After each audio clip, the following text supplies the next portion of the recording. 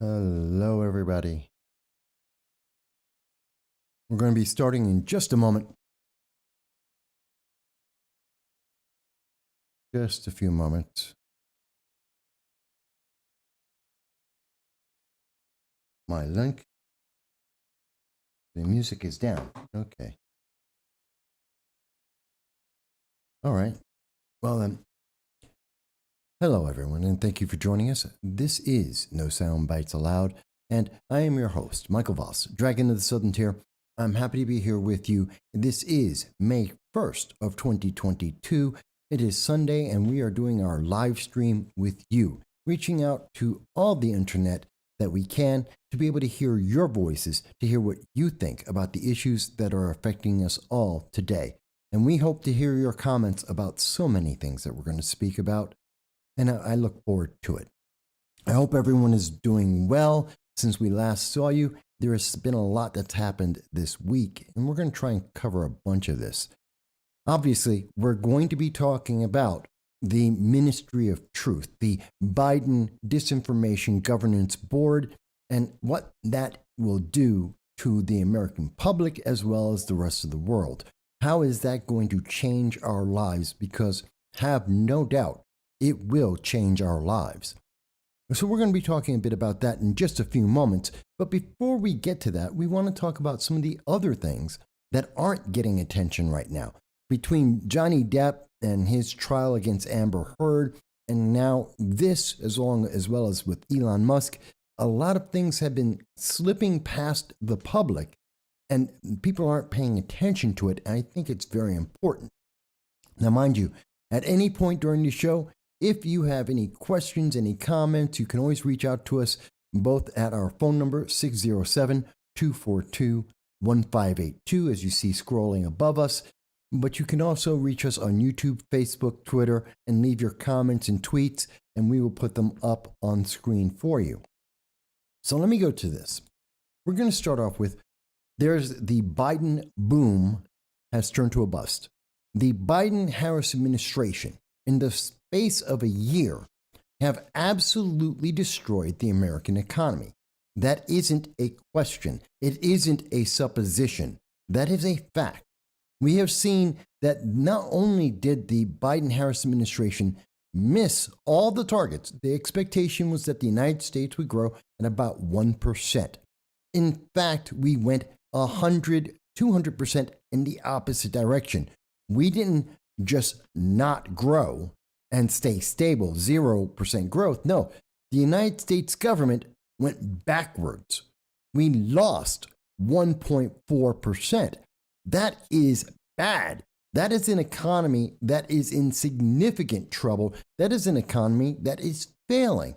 Now, this is a big deal because this means you, wherever you are right now, no matter where you are in the globe, you're going to be affected by this. This is an indication that the United States is going into a recession, which we have been talking about since January. And given the fact that there are food shortages that are on the way, given the fact that we're looking at slowdowns that are coming from China again, which means the supply chain will once again be in trouble, and looking at the cost of energy increasing on a global basis, we're looking at not only the United States going into stagflation, which is what we strongly believe, having at least 15% official inflation, and real world to you and I having somewhere between 35 and 45% inflation at the store. Well, now we're looking at the potential, and it has been mentioned by Deutsche Bank,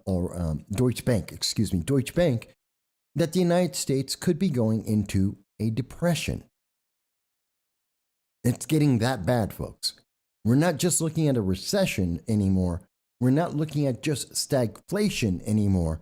We're looking at the potential, as some world analysts are looking at, of being in a depression. And if the United States goes into a depression, it takes the rest of the world with it. The United States being the largest economy in the world, the biggest buyer of goods in the world, thanks to the Obama administration taking the United States from a manufacturing country into a service country, well, that means we go down with everyone else.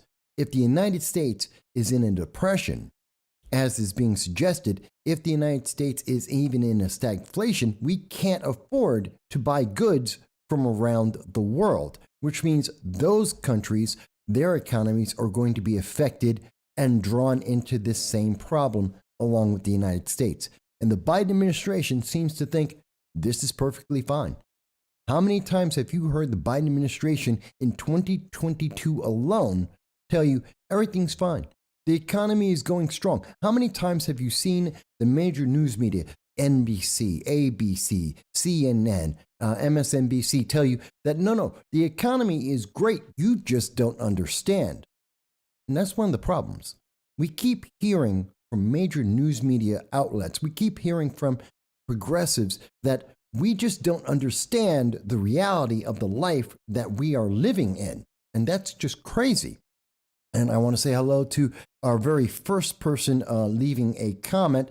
That is John. Let's put that up there. And yes, we have a new, I think that's easier for people to read. And so, John, good to have you with us as well. Let me ask you, John, do you think I'm wrong?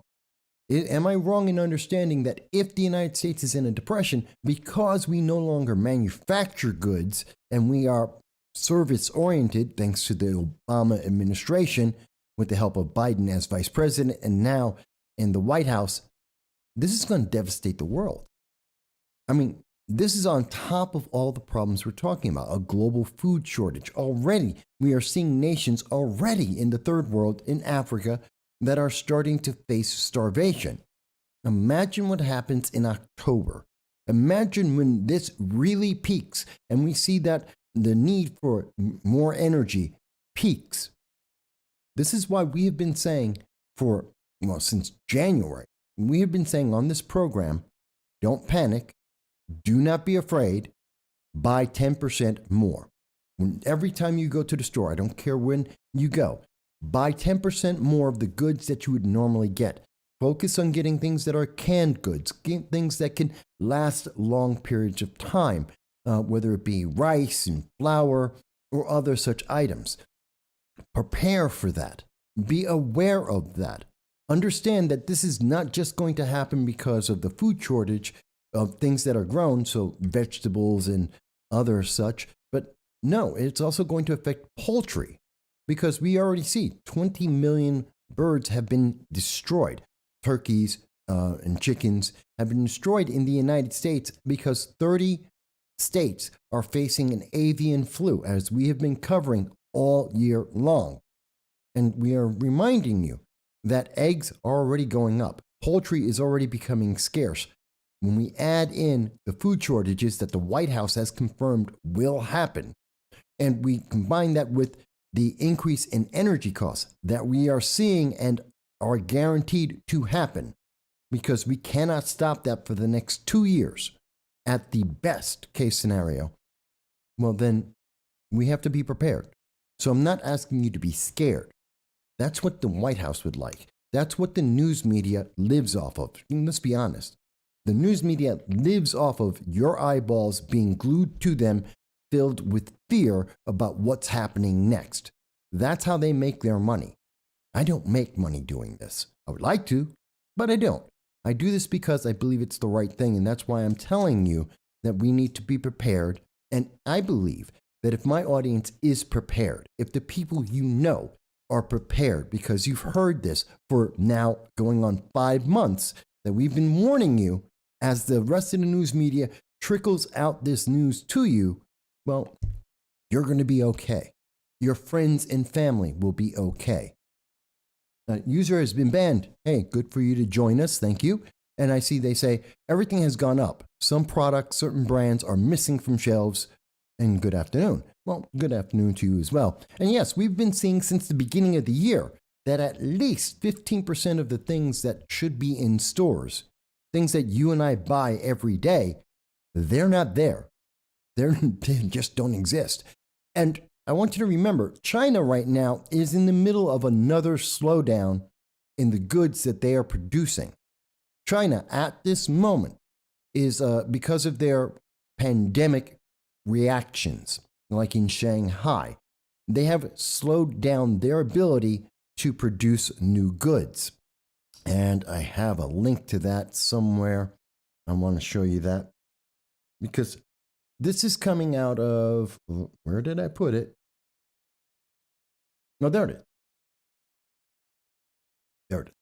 So we know for a fact that China has been slowing down. And because they're slowing down the goods that they're going to make, they're one of our biggest suppliers. And since we aren't making it ourselves, that means we're going to have a shortage of goods. Again, the supply chain, which affected us in 2021, which is what the Biden administration blamed everything on, said, well, it's just a supply chain. It has nothing to do with his actions or policies. Well, that's going to hit us again towards the second half of 2022. So all of these things coming together are why we are hearing Deutsche Bank and others say that the United States may be entering into a depression as soon as 2023, if not 2024.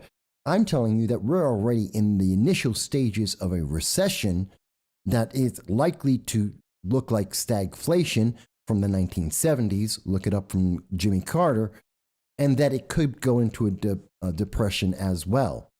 So we need to be prepared. Dow mentions that pretty soon the legacy media will be absorbed into DHS, the Department of Homeland Security, Ministry of Truth. And user says, I have no nice comments to make on the Ministry of Truth and especially the person heading it. Trust me, folks, we are going to speak a lot about what's going on with the freedom of speech in the United States, what's going on with the Biden-Harris administration in trying to restrict people from getting information and being able to share information. Oh, I am definitely going to speak about that. But I want you to be aware, because while we are all focused on that, what is happening on the side? What's happening with our southern border? Something that we are not hearing anything about. What's happening about the national security of the United States? I want you to see something here. You may see this. Now, looking at the United States right now, we have a current defense budget of $782 billion. And that's for 2022. It's up 5%. Looking at 2023, we're going to have $813 billion. You know what the problem is? Our Navy is telling us we don't have enough ships because China is becoming the world's largest Navy. That China is building up its military. And that should really scare people. And this is coming from the South China Morning Post. They put this out just 2 days ago on April 29th. That we know there is phenomenal growth that is happening in China right now, that they are developing their armies. And at the same time, according to the Financial Times today, China is meeting with banks to make sure that what the very little that the Biden administration has been doing to Russia over the Ukraine, the sanctions that have been put in place, China is looking for a way to get around that, to circumvent it. They're talking to banks right now, specifically because they're looking to take over Taiwan. And they are speaking with them.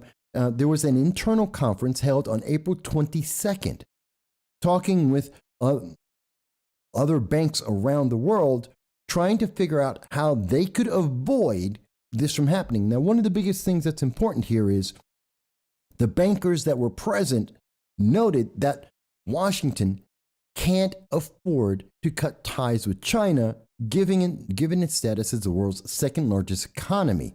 The fact that they have a lot of our debt and the close trade relationship. It's difficult for the United States to impose massive sanctions against China. It is mutually assured destruction in a nuclear war. It's very much like that. This is what the banks are saying around the world. They're saying that China is protected because China trades with the United States, and that we can't afford to hit them with the same sanctions we hit Russia with. Now, that's the news that China's getting today. at the same time that China is doing two other things: building up their military, especially their Navy, and they're slowing down the goods and services, the goods that the United States needs. So they're hitting us with a supply chain slowdown. You won't have the things that you need. And they have a bigger, stronger military.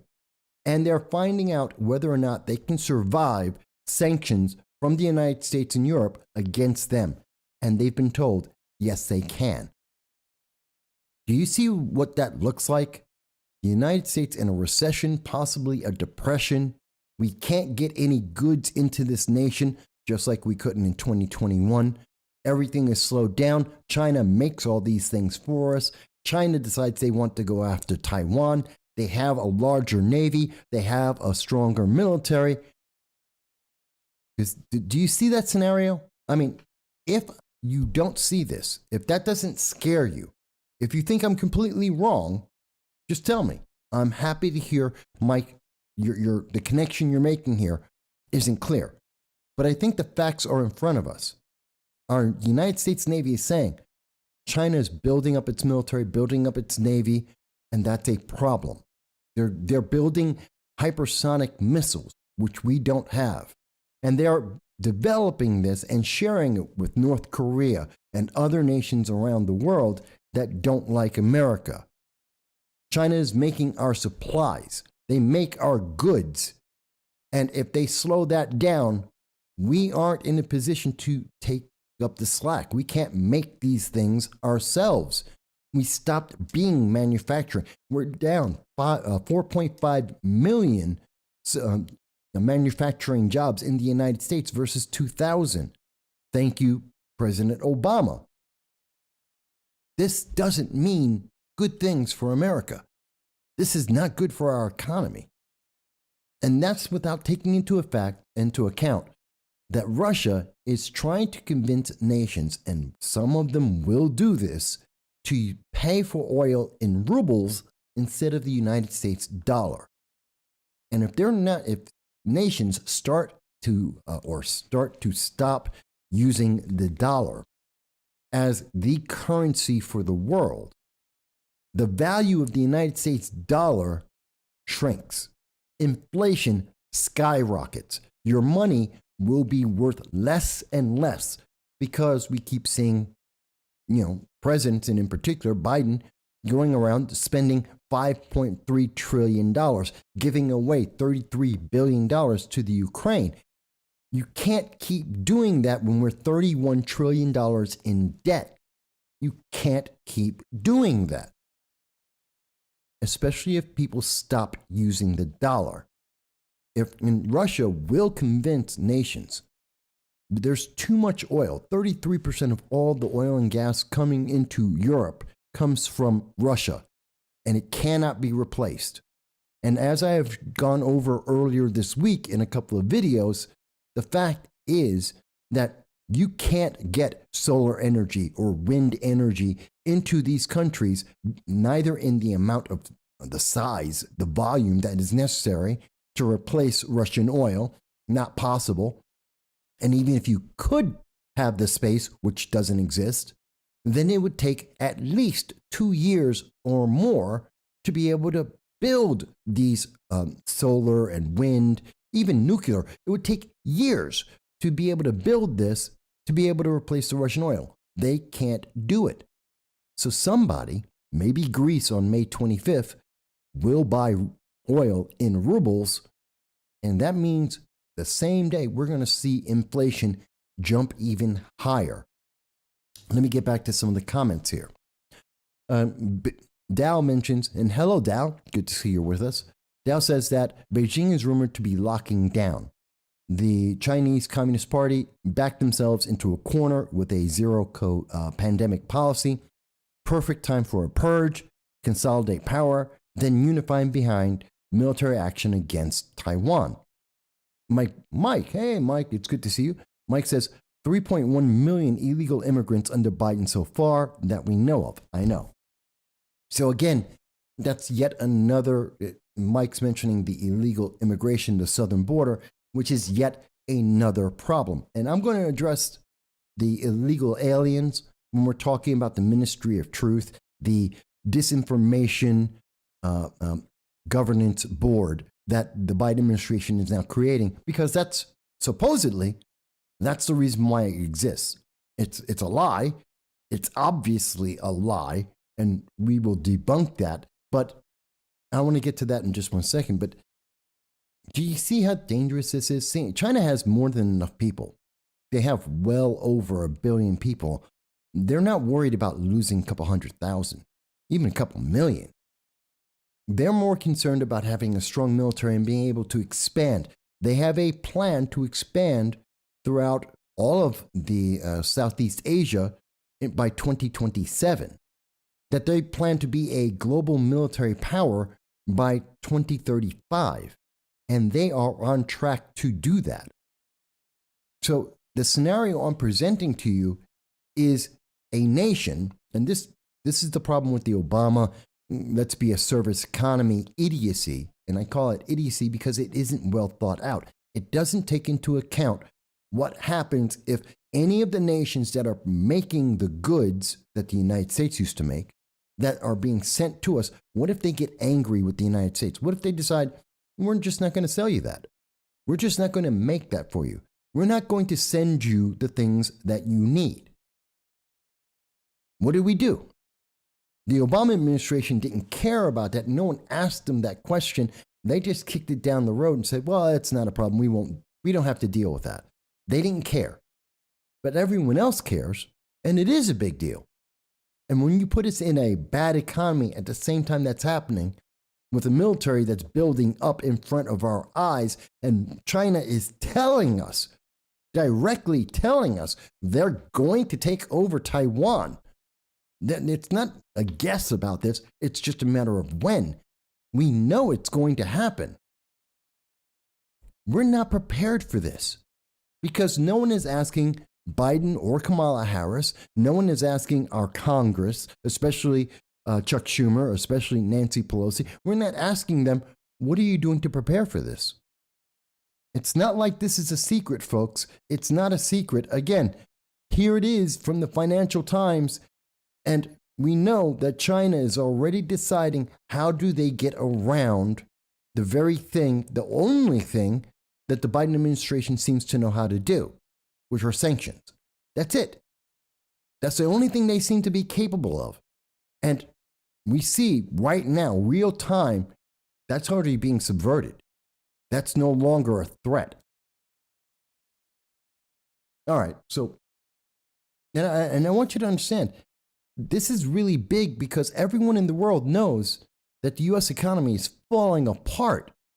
This is from The Guardian talking about this, talking about how the Biden administration has completely failed. They have completely reversed the growth of the United States. Their policies, their economic policies, like shutting down the XL pipeline, like not allowing for oil and gas companies to be able to build a road to be able to get oil and gas from where it is to you. That's just, that's the biggest part of it. But these policies that they've put in place, they are absolutely harming you. And this is a big deal. Okay, so I don't know if many people have been paying attention to that. Let me ask you something else, something that's also important that I don't think a lot of people heard about or paid attention to before we get to the Ministry of Truth. And I promise we're getting to that shortly. I want to hear your thoughts on it. But did you hear about this by chance? That Governor Kemp of Georgia has signed a bill. Hold on. No, I don't care about this. He signed a bill into law that's going to basically do exactly what the Florida bill is doing, to be able to restrict the indoctrination of our children in our colleges. Now, that's a pretty big deal, obviously. In fact, that's one of the reasons why I'm protesting at SUNY Broome on Tuesday in the Southern Tier, because of the indoctrination of our students. And I've talked about that and I've made videos on that. But we're seeing that HB 1084, It is being put out there to say that we cannot go around saying that white people are evil and black people are victims and Hispanics are victims and women are victims. That isn't the history of the United States. That's not the current status of the United States. Now, to give you a fair point, on the Democrat side, they've been telling people, well, guess what? No, it's perfectly fine. The United States is evil and America should be socialist. That's their point of view. Why is this frozen? That they want to, they're looking at black women aren't just saving this country, but they're embracing socialism. They're trying to use black women to push America into a socialist state. By the way, I want you to see this image here, okay? And this is from the Herald Tribune. And I want you to see it very clearly because I know my screen's frozen right here.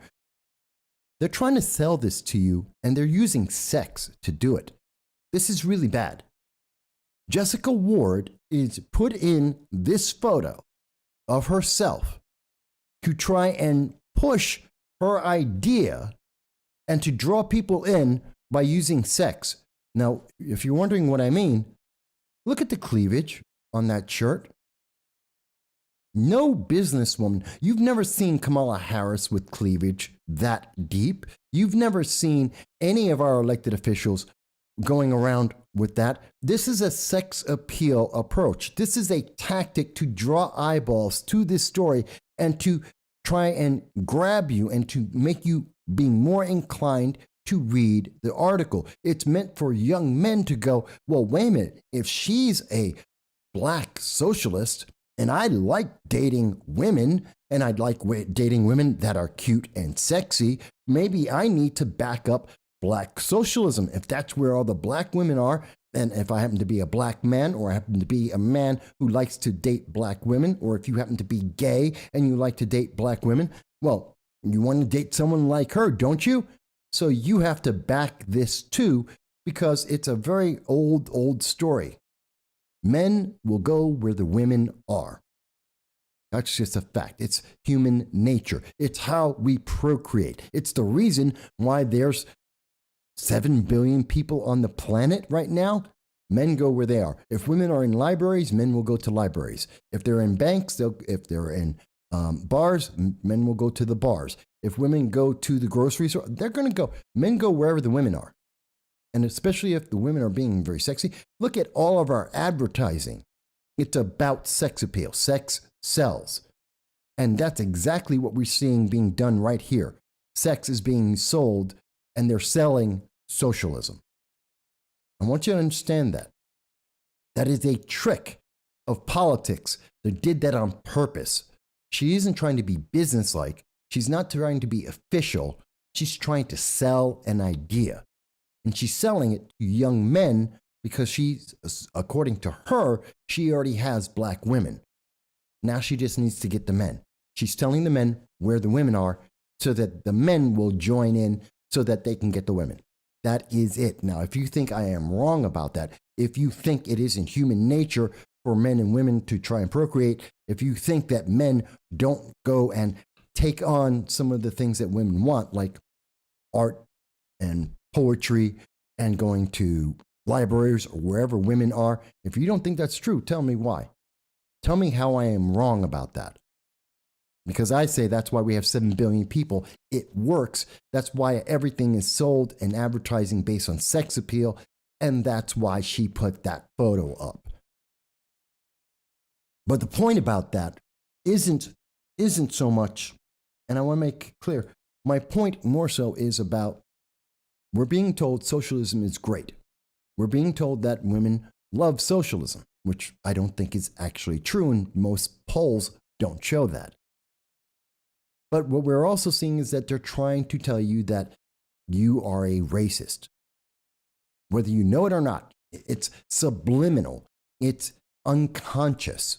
It's in the back of your mind. You're born as a racist. That is critical race theory. That is their mentality. And they're using that against you to take over your children. I want you to read this quote on this. Critics on Thursday blasted Governor Kemp of Georgia when the ACLU of Georgia says parents in the state want their children to be taught accurate curriculum. Whether you are white, black, Hispanic, or Asian, most parents want their children to learn about history the way they learn about math, as accurate as possible. This is Andrea Young, the group's executive coordinator. Now, I want you to think about that for a second. She's saying, and she's making it clear, that we want to teach kids like we teach them math. And I want to make sure I pulled this properly. Where is it?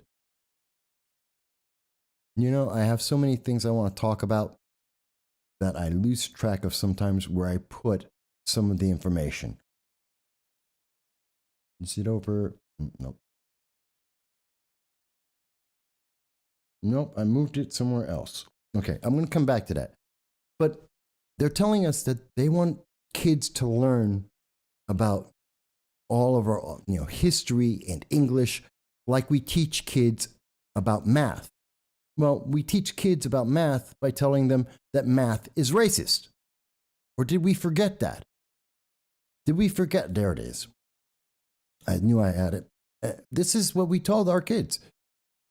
Here it is. This is the math books we're teaching our kids. This is the math lesson we're giving them. What's the point? The point is that kids are to focus on students' social and emotional learning. This isn't a math book. This is a math book in Florida.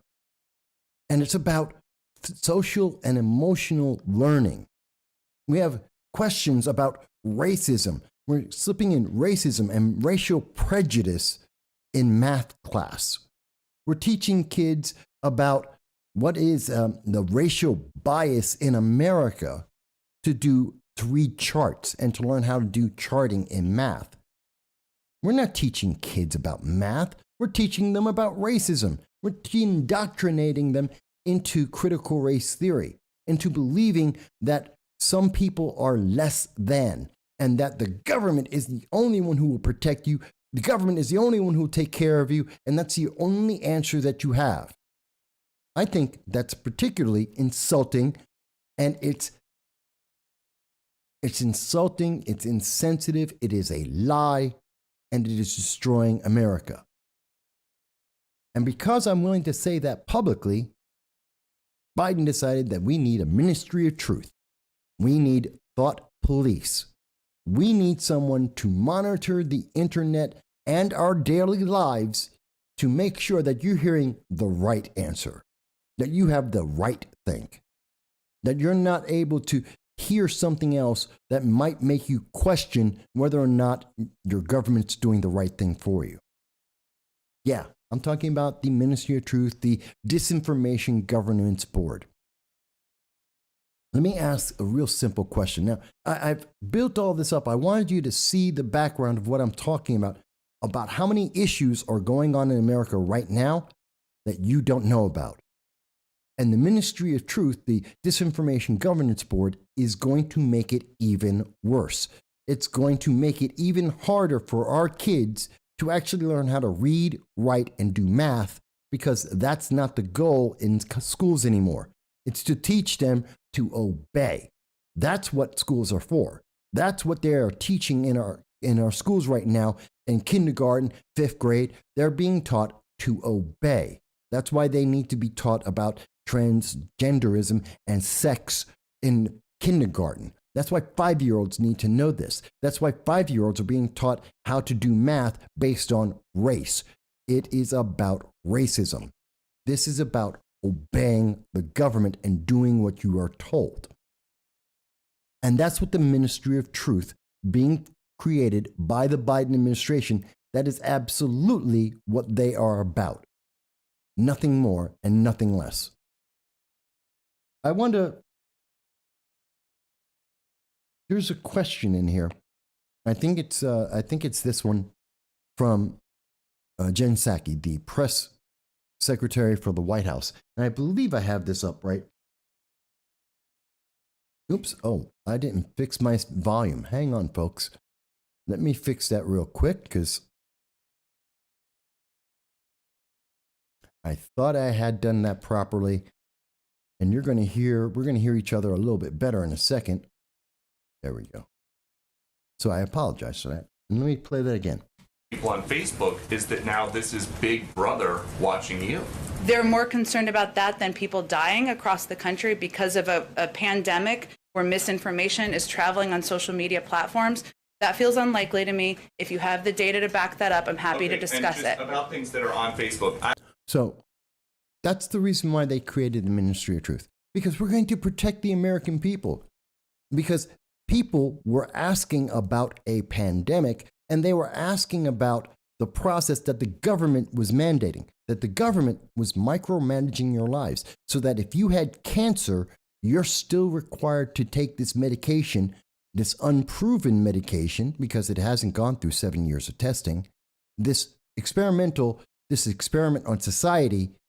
You have to do it because the government said so. And anyone who has a question about that, well, they must be insane. They must be wrong. They must be silenced. This has been coming for a long time. This Ministry of Truth. Let me ask you a question.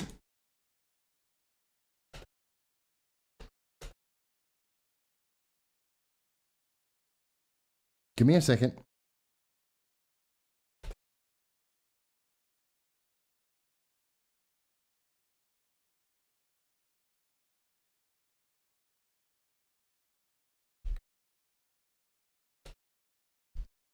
Does anyone know, what does the Biden Disinformation Governance Board actually do? Do you actually know? In all the news media that's come out, and I know people are talking about the woman who's going to be leading that, and trust me, we'll get to that too, but do you know what they actually do? Do you know what their plan is? Like, do you know what they're capable of doing? Do you know what they're capable? What power do they have?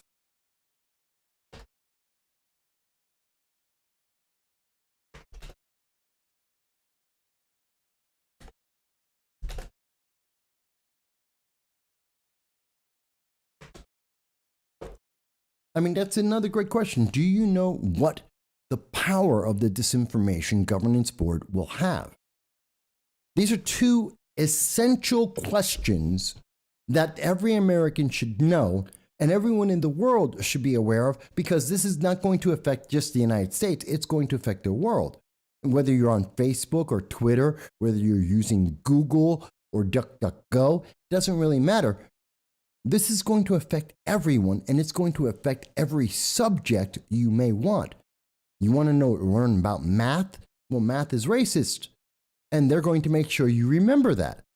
You want to learn about the history of the United States? Well, the history is racist, and they're going to make sure you know about that. And that's all that you can see. And when people disagree with that, they're going to do something.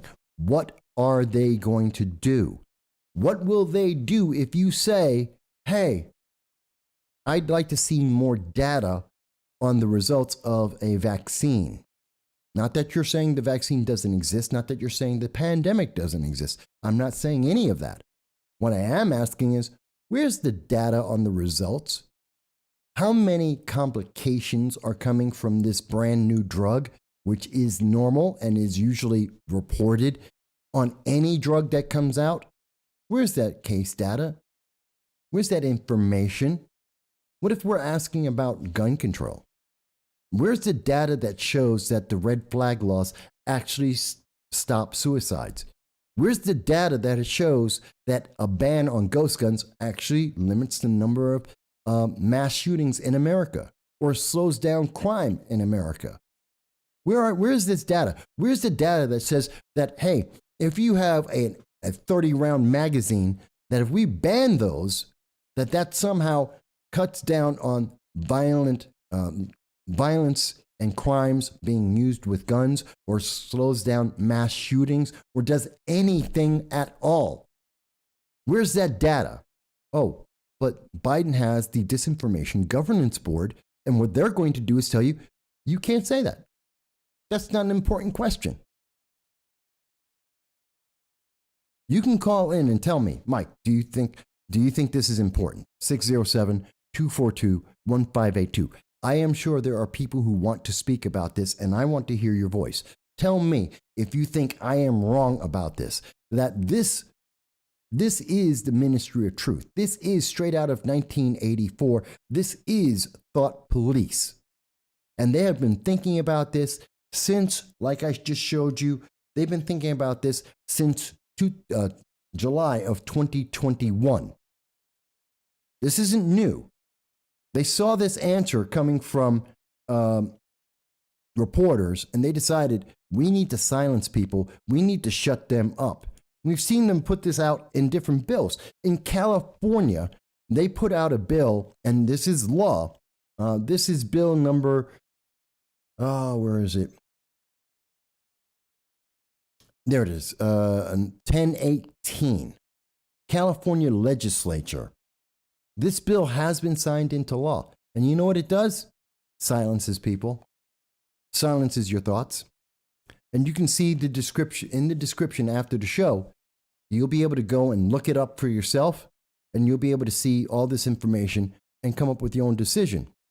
But I can tell you, this isn't just new. They have been planning this, and they have been enacting laws on this for some time. Hello, DFG. Mike Bowie mentions that this is about prosecuting thoughts, and I agree.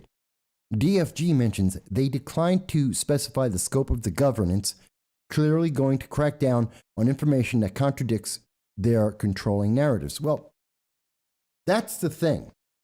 And I think I do have, here it is.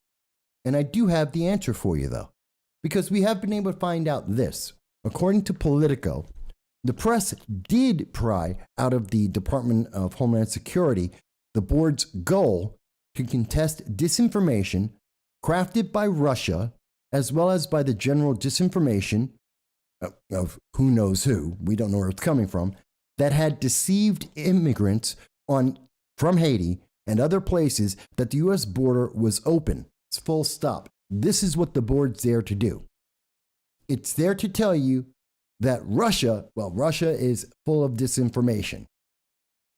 What's new about that? When has that been a problem? Why is that a problem for the American people? Notice they didn't answer that question. Why is this a problem for the American people? There is disinformation from every country in the world in the United States and in every other country in the world. The United States is using disinformation in Britain, in France, in Canada, just like the Canadians are doing it in Australia, New Zealand, America, and France, and Britain, and every other nation. It's part of politics. It's part of espionage. It exists in the world. So what disinformation, what specifically is this group going after that affects the American people? And I know what they're going to say. Well, Mike, we have to protect elections. No, you don't. Because it's real simple. If you are a candidate like Alexandria Ocasio-Cortez, or perhaps you're in the New York 19th and you happen to be Antonio Delgado, all I have to do is look up your record. All I have to do is go to Antonio Delgado's actual web page on Facebook, as an example, and listen to him and see his speeches. Look at the answers that he has responded to. To send him a letter or a tweet, as I have done for 9 months now, and evaluate him based on the answer that he provides to the question that I give, which in Antonio Delgado's case is 0. He has never responded to a single question I have asked him. He has never addressed a single issue that I have addressed of him. He has yet to respond to an American citizen who may or may not be part of his district because of New York State's problems. So, do I care what the Russians have to say? I know. I know because I sent him a letter. I know because I asked him questions as a constituent and a member of the press. And his response, I don't need Russia to tell me he won't answer. I know he won't answer because he hasn't answered for 9 months. It's that simple. So, no, you're not protecting us from Russian disinformation. The American people are smart enough to do it. And the Disinformation Governance Board only is useful if you, the American people, are idiots. The Biden-Harris administration and progressives think that the average American is a bumbling idiot, that you cannot do what I just described, to actually send a letter or a tweet to your elected official and ask them a question. They think you are too dumb to write a question and send it to Congress. And therefore, since you're not smart enough to do that, and since you have been trained to watch 30-second videos and say, well, that's pretty pictures, I guess that's what I'm going to do. You have been trained to react emotionally to these issues so that when you see a pretty face on the screen, when you see someone who's cute, you're just going to go, well, she's cute. I guess I'm going to go with and be a socialist now. That they assume you're not smart enough to read or to understand what is being said to you. They really think that. They really think that you're not smart enough to understand. I have been told by professors at SUNY Broome that I do not understand being a black Hispanic in America. And that's why I'm protesting. They said, you're protesting, Mike, because you just don't understand being black and American, and you don't understand how critical race theory, racial justice, how that's going to help you. You just don't get it. I've been black and Hispanic all my life. I get it. I've been an American all my life. I get it. I'm 54. I'm older than the professors that are telling me I don't know what it is to be black or Hispanic in America.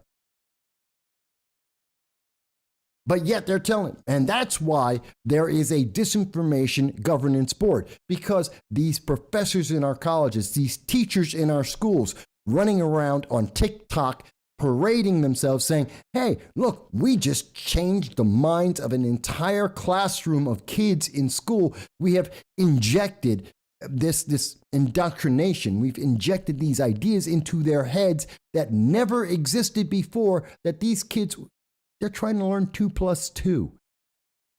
And they're injecting these ideas into their head because they don't think you're smart enough to understand anything. If there is anyone on the left, if Antonio Delgado, a congressman of the New York 19th District, if he wants to dispute what I am saying, if Alexandria Ocasio-Cortez wants to dispute it, if the hopeful candidate, Josh Riley, they can all call him. Hang on. Hello, and thank you for calling into No Soundbites Allowed. I'm your host, Michael Voss, and may I ask, what's your first name? It's Jason. Hey, Jay. What's up, man? Yeah, just thinking about that whole new ministry of misinformation, and I was having a hard time wrapping my head around exactly, the timing of it. Made a little bit of sense when Elon Musk took over Twitter, and just the overall rollout and messaging the Biden administration is doing at this point. I'm just like, politically, to what benefit? Does this work? I mean, who does this, attract? Where are the polls, leading them saying that this is a good idea to do? And then I keep, you start coming with these conspiracy theories, exactly what is happening within, the Biden administration to have them make these moves. But it's just like, after loss after loss, especially with the situation, with DeSantis in Florida, and all these turns, and then the whole situation with Elon Musk taking over, Twitter, and then all of a sudden they come out with this thing here, and it's just like, part of me was almost thinking that, maybe the administration is doing this, Democrat Party is doing this, maybe to just, cleanse their own party somehow, No. and just to nuke it in some sort of way. I don't know, because it's like, the people who are going to support this ministry of, disinformation, I can't see them politically winning an election. It's not popular among anybody. It's popular nationally as, as transitioning 5-year-olds. I mean, it's in the polls it doesn't work. So it's like I'm wondering whether or not they're putting this out there. That's the exact see, but that's the whole point. Because it's not popular means it's necessary. That's the logic they're working under. You don't know, you don't understand how dangerous the information you're getting is. You don't understand the news that's surrounding you, so they need to protect you because you don't get it. That's the answer. I'm not telling you that's right. I'm telling you this is the mindset that created this. That's why they've been working on this since 2021. It isn't new. I mean, I think it kicked into overdrive. They were probably going to do more of a build up to this, but because of Elon Musk and free speech, they decided, oh, we got to go into overdrive right now. But it's based on the idea that you're too dumb to understand the words and information around you. You just can't think.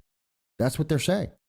That's an interesting thought, though, too, because, it's kind of interesting, though, because Trump was coming out with his platform, Truth Social, and that actually was finally, going live out of beta the same week that Elon Musk actually, bought Twitter. And I don't know whether or not maybe it was a coincidental thing that maybe it was more meant to, be directed at, Trump once he gets on his own social media platform to come out and attack him with this new, ministry of misinformation. I mean, honestly, that may make more logical sense because everything's against Trump and they have to protect us from him.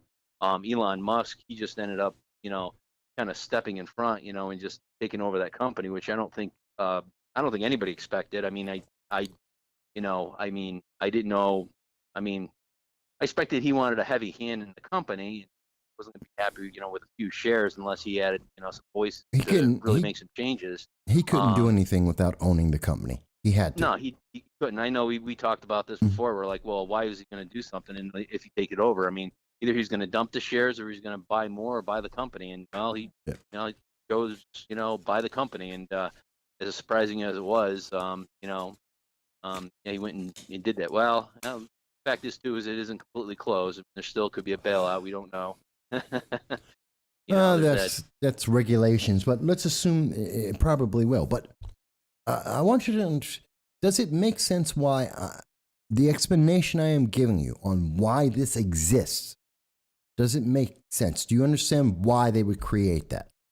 I understand the far left, and I understand AOC's, the Bernie Sanders, and the anti-Trump, fanatics and the January 6th, and the Russia collusion conspiracy theorists, all those in one big bag. I can understand them creating this thing. But the thing is that because, the Russian collusion and, the January 6th things, falling apart where we're finding out that people were just let right into the thing. And then you see all these lead ups of every single one. And, the Hunter Biden, don't forget about him, and the laptop, that whole conspiracy that, that would have been part of the misinformation if that was out last year during the period of time.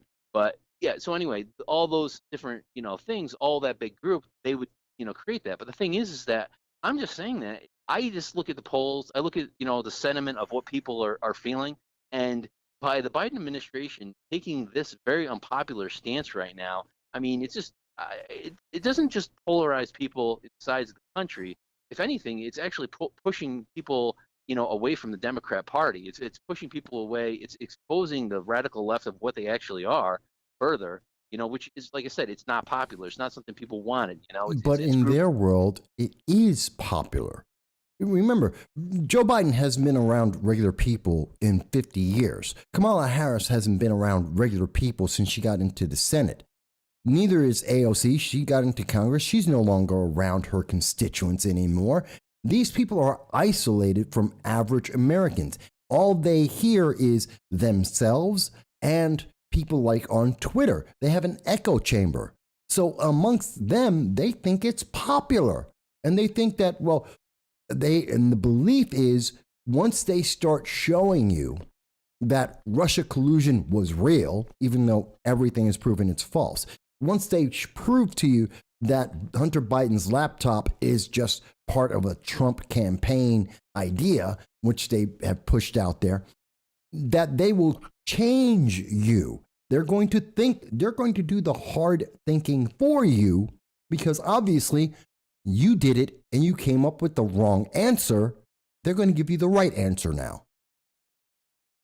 Yeah, I agree. I understand exactly where the AOCs and those people come from, but I'm just wondering too, is just like, where is the people, that are supposedly the moderate, Democrats? Where's their position on this? Like Joe Manchin. I mean, where are you going to get them to stand on these sort of things? Those sort of Democrats, I mean, the thing is that this sort of rhetoric and this sort of behavior by the administration is going to cause, down ballot during midterms, any sort of moderate to get completely wiped out, And so the question is there going to be any sort? I mean, are we seeing any backlash? I mean, I don't. I'm trying to think of examples myself. I mean, are we seeing backlash from internal in the Democrat Party saying, "Hey, what are you doing?" No, you're not, and let me explain why. This on screen right now this is from Ballotpedia. This is the last election. This is 2020. Alexandria Ocasio-Cortez in the New York 14th District. And here's the results. Alexandria Ocasio-Cortez won with 74.4% of the vote. 74% of the vote in her Democratic primary. No, the moderate Democrats don't exist according to the Democratic Party. They don't see them. Not when Alexandria Ocasio-Cortez is winning with 74%. She's in New York City. There are a lot of moderate Democrats. There are more moderate Democrats and classic Democrats than there are progressives. She's not in a progressive district. She's in the Bronx. But she wins with that much of a win. And you know what? I bet if I can show you in a second, and I'm going to look it up, I'm going to look at, let's go with, not Ilhan Omar, Anna Presley. I mean, you're making actually a good point, because it's like the primaries for the Democrats are really placed where this battle is going to be fought. And the thing is that Joe Biden, by coming out with this new program here, is making moderates. They're going to get butchered, by taking a stance opposing their own party, because the problem is that he's basically making a ballot issue not on a Republican Democrat kind of issue where they can fight that argument. He's actually making an issue between the radical left and the more moderate left between his own party, and so that's going to be like a ballot issue primary. Like you just showed the poll though with AOC winning. Now the question is that are there? I mean, is that going to fire up and motivate the radical left to come out for the polls? Because the thing is that if the moderates are completely like throwing the towel, I give up, I don't care about anything, they're not going to show up to a primary to show up to vote against. That's a different question. See, in the primary. Now you're asking a different question, Jason, and I want you, and on screen right now, just to prove my point, Anna Presley, who's in the Massachusetts 7th. This is the actual election. She won with 86.6% of the votes. The independents, people who have no party affiliation whatsoever, got 12%. The Republican, because Republicans are evil and they're hated, got 0.2% of the vote. This is your moderates. These are the people who are on the opposite side. This is even some Republicans, to be honest. 86% of the vote for Anna Presley, a Democratic socialist who wants to turn America into socialism. They want America to be a communist nation, like Venezuela, like Cuba, like North Korea, like China. And she got 86.6% of the vote. There is no moderate Democrat that they are appealing to. They're appealing to the far left because it works. And they know that the Disinformation Governance Board will be something that they're going to cheer for, because everyone is terrified of saying, oh, I disagree. Because if you say, I disagree, what's going to happen to you is what happened to me, which is that I had the SUNY broom called the police on me a week before a protest ever happened. They called the police on me. They tried to silence me using the power of the police to shut me down and to shut me up. That's what happened from a member of the SUNY Broom faculty, because they are sure that they can silence you. And that's why they're doing this Disinformation Governance Board or Ministry of Truth. Yeah, it's crazy. It's just, like I said, I mean, you're right, though. I mean, they really are doubling down in that direction. I mean, Yeah. I guess another example would have been is just the Supreme Court, pick that they have. I mean, you could not, There's another, yeah. had a more radical individual there. Quite frankly, that's farther. I mean, that's farther left than most. Most moderates do not agree with releasing pedophiles early. Most people in the world do not agree with that idea. And yet, KBJ, now Supreme Court Justice Jackson, was heralded as the greatest godsend that you could imagine, even though she's wants criminals out on a revolving door, apparently. Yeah, I mean, I guess maybe this new ministry, coming out there is actually more of a, desperation kind of, push, right when they did it, because they realized that they're really getting walloped, they needed, to try to somehow control the messaging that's coming out there. I mean, even, the situation with Fauci was extremely, angered at the fact that the judge, pushed back the mask mandate and made a ruling on that, and said that should not have been a decision made by the courts. It should have been made by the government, made by the CDC. They were the ones who should have had the power to do that. And, That's not how America works. Yeah, well, and that's the thing, is obviously that's not how it works, but that's the way that he feels, as, an authoritarian administrator who believes that everything he's ever said and every stance he ever took was always the right one, no matter of how many times he, changed that stance or, changed his, position, regardless of how what the science developed or whatever. But yeah, it's just, like I said, it's just, trying to break down and to understand exactly, how this came to be, and, just the comical nature of even the individual who's the head of it, I mean, when you see the singing about the Russian, collusion, or not collusion, but the Biden laptop thing, when she's mocking that, and everybody's now seeing it, and they're like, wait, she's taking that position, is calling that fake, and then that's the biggest joke, about Twitter, was the fact that they suppressed that story, during, the election cycle, and they were completely wrong on it, and now that's what that's what she's known for, is having that stance, But like, I'm going to tie that together in a second, because that kind of ties into Elon Musk and in the mindset of how they're going to run this. And I'm going to get to that in 1 second. But let me ask you one other question. Do you believe that your First Amendment rights are enhanced or reduced by the fact that this Disinformation Governance Board, this Ministry of Truth, exists? I think, see, this is one of those things where I always kind of take a more optimistic, view on it, because that's fine. When you have such a radical, extreme,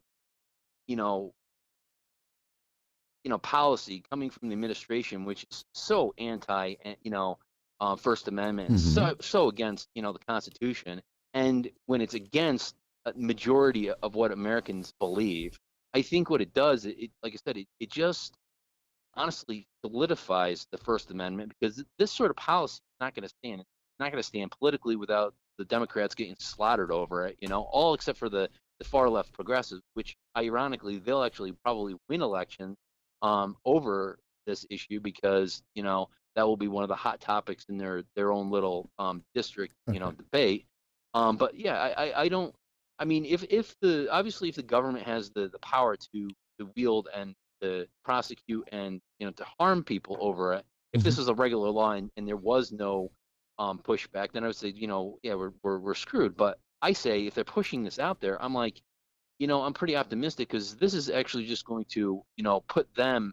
I mean, they're bringing it to the battlefield. They're putting it up there, and they want to fight it, and if they want to fight it, they're going to lose because this is not what American, is, and people are just not going to Okay. embrace this. Well, that's an And then interesting. Oh, I'm sorry. Go ahead.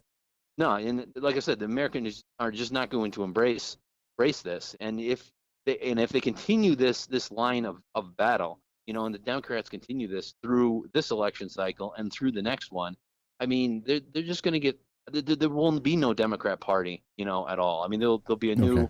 new, far left, progressive party, and then I don't even know, what will come of, those who would have considered themselves, moderates. I mean, Jay, I don't, Jason, I understand that you're looking at a very positive spin, and I'm not, and I want you to understand, I'm not denouncing you. I'm not stepping on you. But I want to be very clear. You're expecting a reaction that doesn't exist and has not existed in 20 years in America. You're expecting people to step up and say, oh, the average citizen say, hey, my representative in Congress, my whomever, let me stand up and actually speak out. That's just not the reality. Yeah, the far left will do it. And mind you, there are a fraction of the people. I'll give you a great example. In the southern tier of New York, there were protests that happened.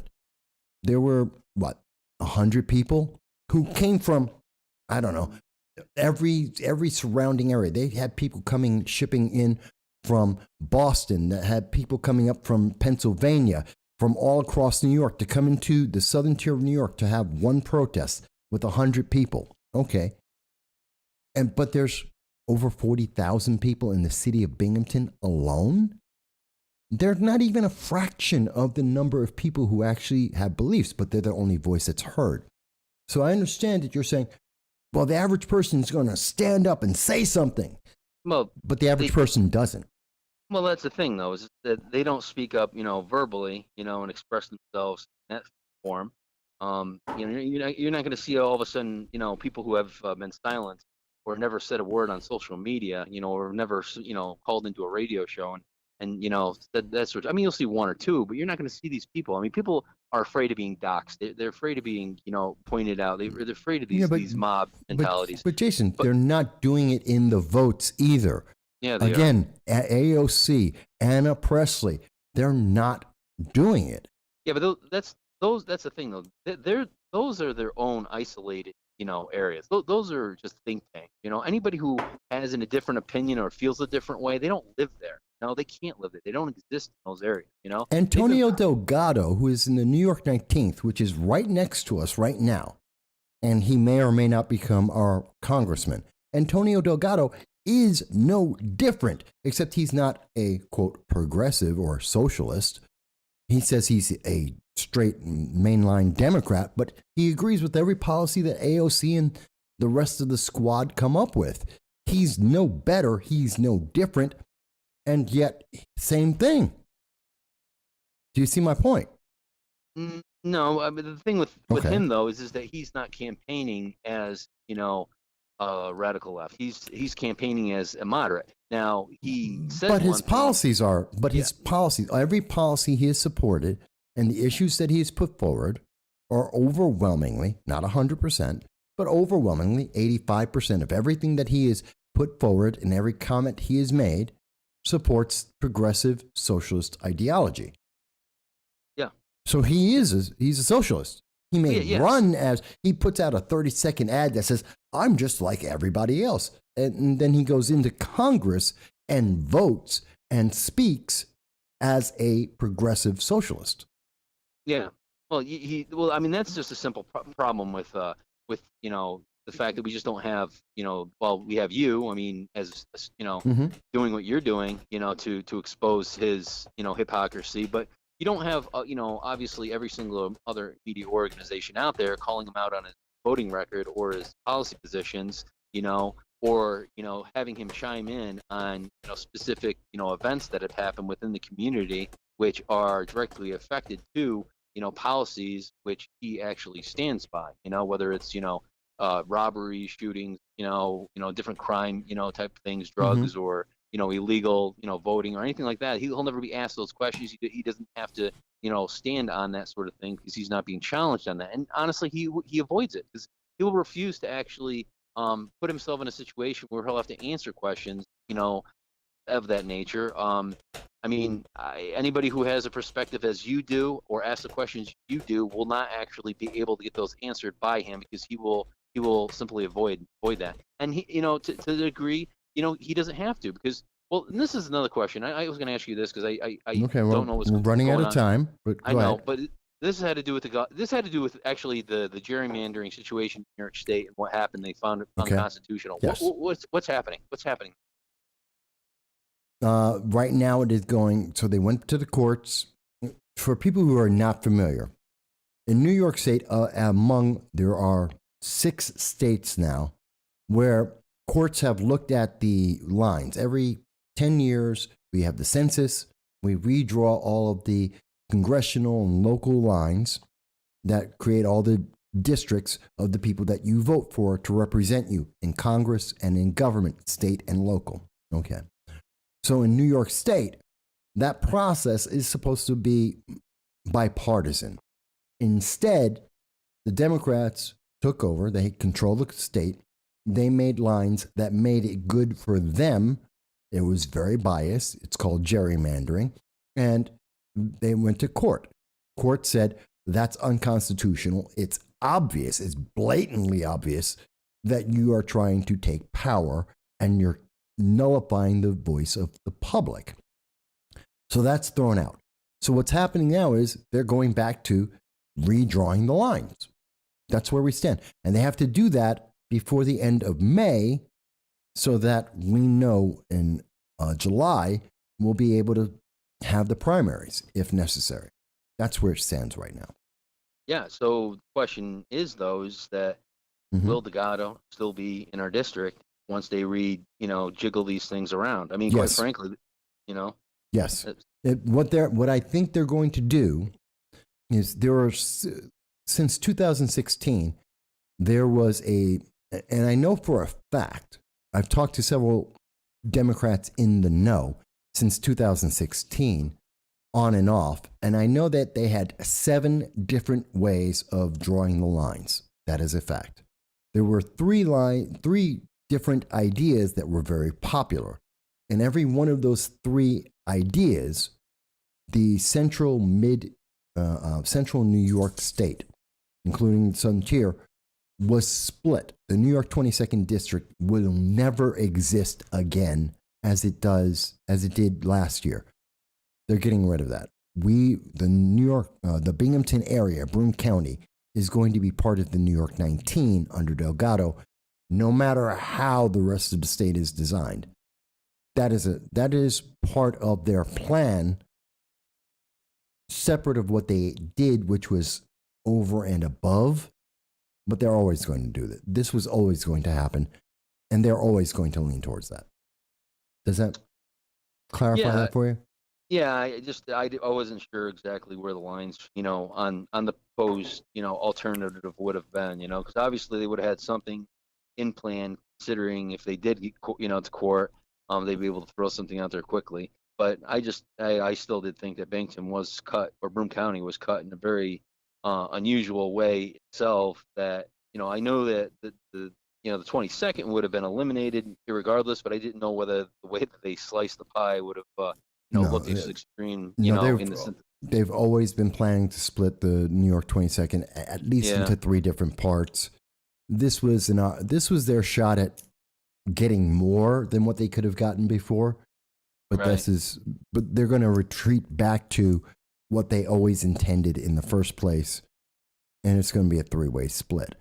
But I know there's a bunch of people who want to talk about this Ministry of Truth. I want to give them a chance to call in as well. But I do thank you. You've brought up some very good points, and I thank you for sharing your voice on this because I know a lot of people are kind of afraid. Yep. Sounds good. All right. Well, thank you, Jason. Yep. I'll talk to you later. All right. Bye. All right, folks. So just like Jason, you too can call in and leave your voice and add your voice to the conversation. And again, you do not have to agree with me. That's not required. I'm not a progressive. This program is not progressive. You can have whatever view you want, and you can tell us that you think that something we have said is wrong. The conclusions don't make sense to you. You can tell us what you think is going on because we value you. And this is true for anyone around the world. And you can call into 607-242-1582 to add your voice. You will not be picked on no matter what position you have. I will ask questions. I will talk with you about it, but you will be respected as long as you are respectful. So we are always open to any voice on this program. That's what the whole point of the First Amendment is about. Now, during the conversation I was having with Jason, we talked about a few different things there.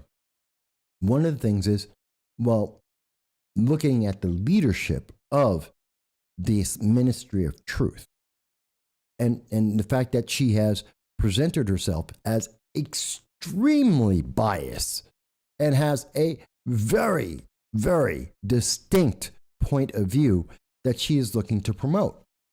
And the point is, yeah, they're going to. Now, I brought up the fact of looking at Anna Presley, Alexandria Ocasio-Cortez. We can go through a lot of politicians.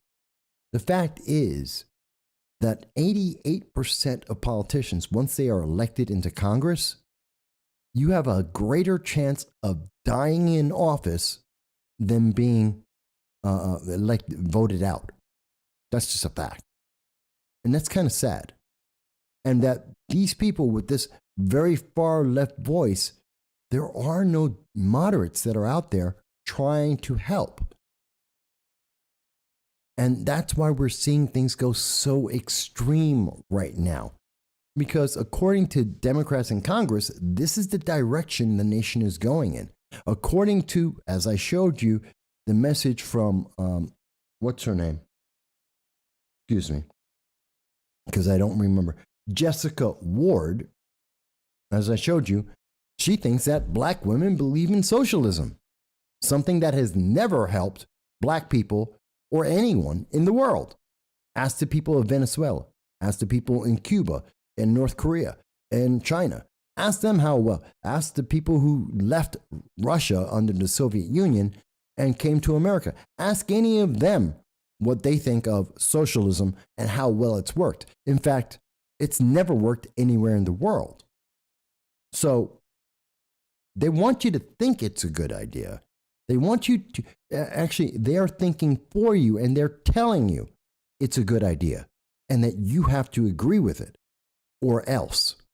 And the threat is always there. It's kind of like what Merrick Garland decided to tell all of the public. He made it very clear. If you go to a school board meeting and you object to, say, critical race theory, if you object to some of the materials in the classroom, like I just showed you, where they're using math as a tool to teach and to indoctrinate into the progressive ideology, well, if you disagree with that, the federal government's going to come after you. This is a scare tactic. This is a tactic of control. This is what we see in authoritarian governments around the world throughout history. And it's terrifying. Now, I do want to get some comments here because I do see DFG mentions that Jason was a great caller, and I agree. And by the way, everyone is able to call in 607-242-1582. I'm happy to hear anyone's voice, including those that disagree with any of the conclusions we have made on this channel. We're happy to hear your voices, whether you agree or disagree. We're happy to hear you, and you will be treated with respect because we listen to you, because you have a right to free speech. And we'd like to enjoy that. It's good for us. It's good for you. We want to hear, especially if you think that I'm wrong, if you think the conclusions are incorrect, like Jason was mentioning on a couple of points, please bring it up. Tell us what you think. So yes, DFG, I agree. Jason was a great caller. Tina mentions that some of the districts, the primaries will be in August instead of June. I had saw July, but I may be incorrect on that, Tina, and you may be correct that it is August. There's a lot of questions there. And either way, they are redoing the entire system right now because they blatantly and absolutely in New York State and in 5 additional states, which includes Ohio, I believe Pennsylvania, I believe it was North Carolina, and I forget the other 2, where they have gone beyond all reason, and it's just blatant, absolutely blatant gerrymandering and manipulation of the public. And that's the part that gets me upset. They're abusing people.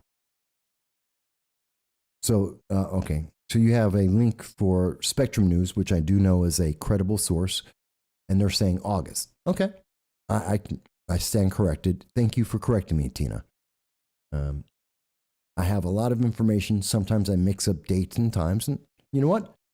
That's why I hold myself accountable to you. And when I'm wrong, I will say I'm wrong. I have no problem with that.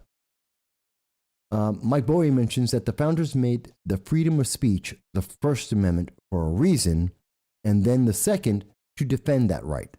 Well, I think it's very important. I had a video earlier this week where I went over the fact of what is free speech? What is absolute free speech? In 1789, when the Constitution was being written, when the First Amendment was being written, the original vision of that, what Madison wrote and what Madison was defending as our Constitution, most people wouldn't recognize that. It was an incredible document. It made an incredible point. He believed that you could say absolutely anything. Absolutely anything. You could write it, you could say it, it was perfectly fine. No one could stop you. The government, no one could stop you from saying anything and absolutely everything that you wanted to say. That was the original vision of the First Amendment. Now, that was pared down a little bit from 1789 to what we have today, which gives you nearly everything you want to say, you can say, unless it is a crime, unless it is something that is factually and knowingly a lie, and unless it creates violence, which is a near absolute form of free speech, which is what I believe in.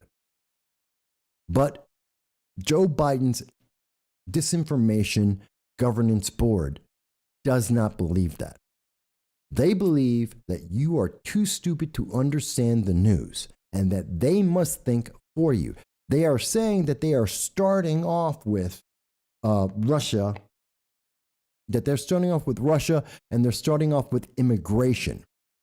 That's where they're saying that they're going to go to. But I don't believe that's true. That's not what they're about, because that's the current. And I want to show you this, folks. This is from the Washington Times. Department of Homeland Security Secretary Mayorkas defends Disinformation Governance Board. He's defending it, and he says, this is the current.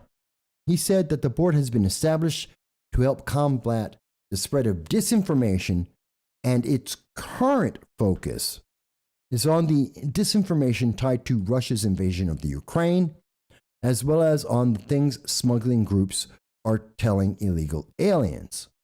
Okay, he said, and that's the key thing here, its current focus. So what's the next thing is it going to work on? It's trying to tell illegal aliens, they're saying, well, someone's telling illegal aliens they can come into America. Well, the Biden administration already did that.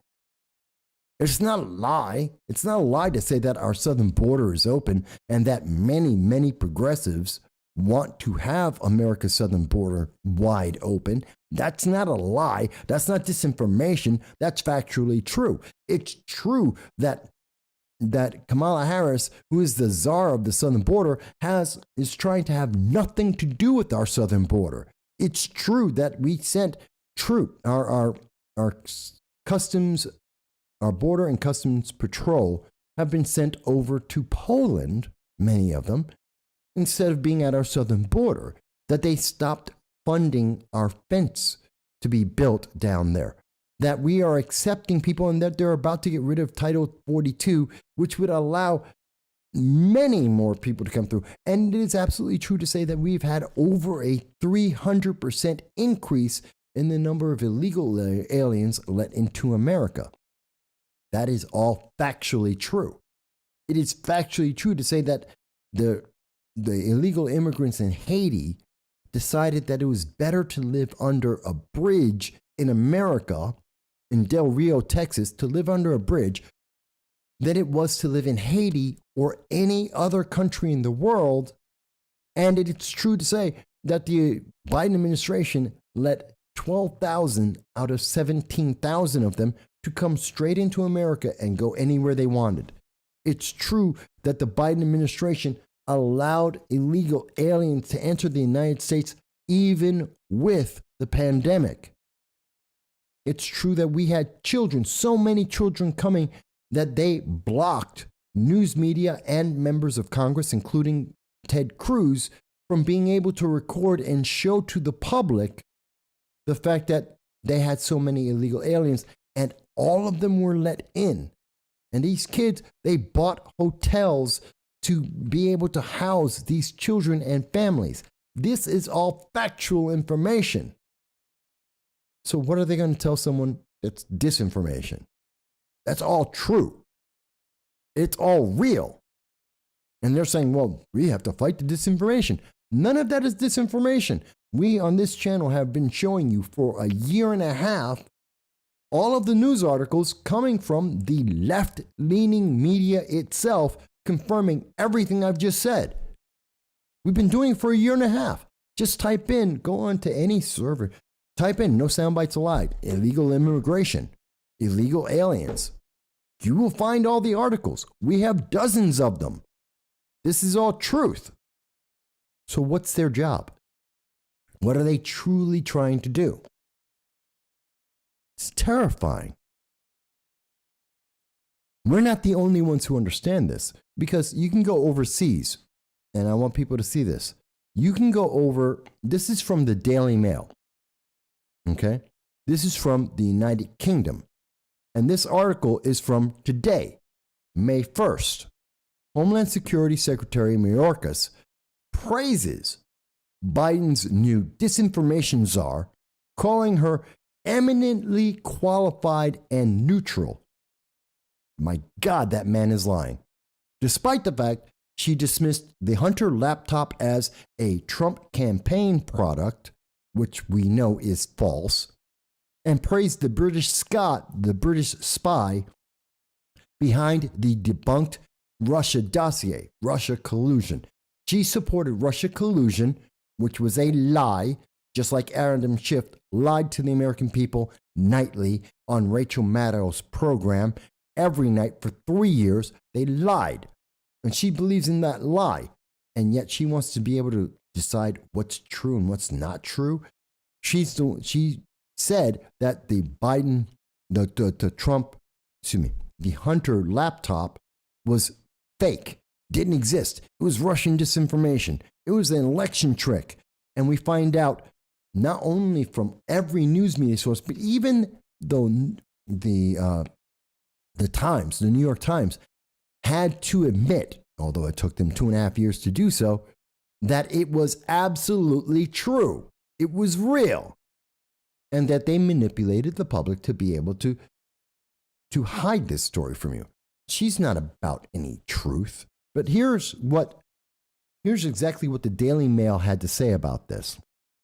So the Daily Mail says, Mayorkas, when asked about what this governance board will do. He says, so what it does is it works to ensure that the way in which we address threats, the connectivity between threats and the acts of violence, are addressed without infringing on free speech, protecting civil rights and civil liberties, the right of privacy. The board is this working group, internal working group, will draw from the best practices and communicate those best practices to the operators because the board does not have operational authority. None of that means anything. That is word salad. That is political word salad meant to sound very impressive and to sound like it actually means something, and it is completely and absolutely useless. This is someone lying to your face. This is someone who is telling you they have no idea what they are doing. Secretary Mayorkas is lost, and he is dodging the question in the biggest way he possibly could, because everything he said there means nothing. It works to ensure the way that in which we address threats. How do we address threats? How do they ensure that we are addressing a threat? What is the threat to America about illegal aliens crossing? By telling illegal aliens our border is open or closed. Where's the threat?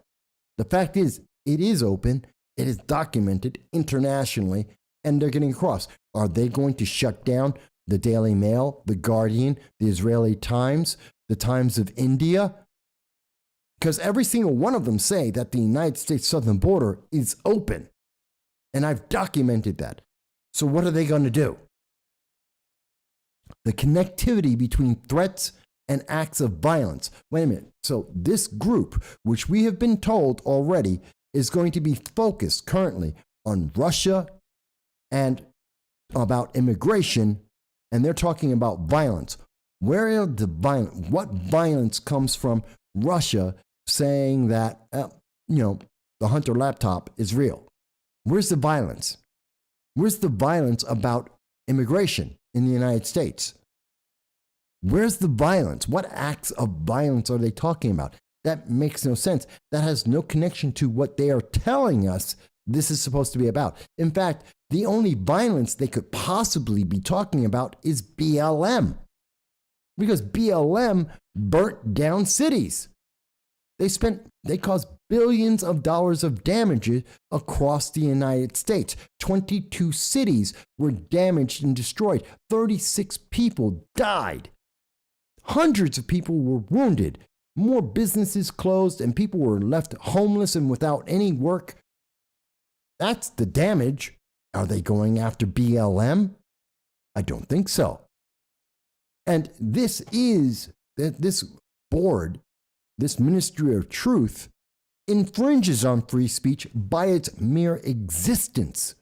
It doesn't even have to do anything to infringe on free speech. It is the government telling the public what is and is not true, which is a violation of the First Amendment. Straight stop. Full stop.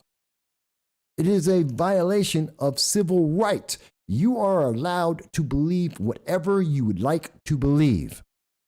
And it is a violation of our civil liberties and privacy. There is nothing. He is lying through his teeth, and everyone around the world knows it. If you think I am wrong, if you come to a different conclusion, then please call into 607-242-1582. I am more than happy to hear what you have to say, especially if you disagree. But I am telling you, this is the most unconstitutional thing I have seen in 54 years of my life. And I know in the last 5 years, there's been a lot of programs, there have been a lot of things that the government has been trying to do that has been trying to vie for this top, in my lifetime, unconstitutional tag. This goal of being the most unconstitutional thing I've ever seen in my life. They're pushing for it. But my God, this is it. Mike, You mentioned that your comments are being blocked. Why are they being blocked? I'm not blocking anything you're saying. That's coming from Facebook. Excuse me, from YouTube. I am not blocking anyone. I have never blocked anyone on this program. So if anyone is not able to see their voice, that's not coming from us. Mike, what I would tell you, call in 607-242-1582. Call in. Tell us what you think. They can't block your voice. Call on in. We're happy to hear you. Because I want people to know what's going on here. And I want to hear what people think, whether they agree with me or not. But I can tell you, this isn't about protecting anyone. This is about protecting politicians. This is about protecting a political ideology.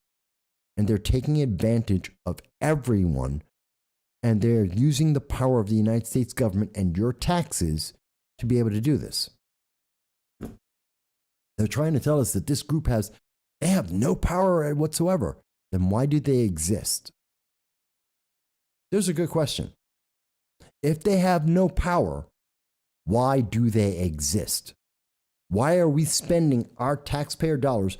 God knows how many billions of dollars that we're about to spend. Why are we spending it if they have no power? If they can't do anything? Why do they exist? Why are we spending the money? Can anyone answer that for me? If they're so ineffective, if it's so much of a non-issue, if it's so subtle and good for America, then why are we doing it? Why are we paying for it? Come on, Mike, call in. I guarantee you my phone is not blocked. Or anyone else for that matter. Can anyone answer that for me? Hang on, I want to type this out.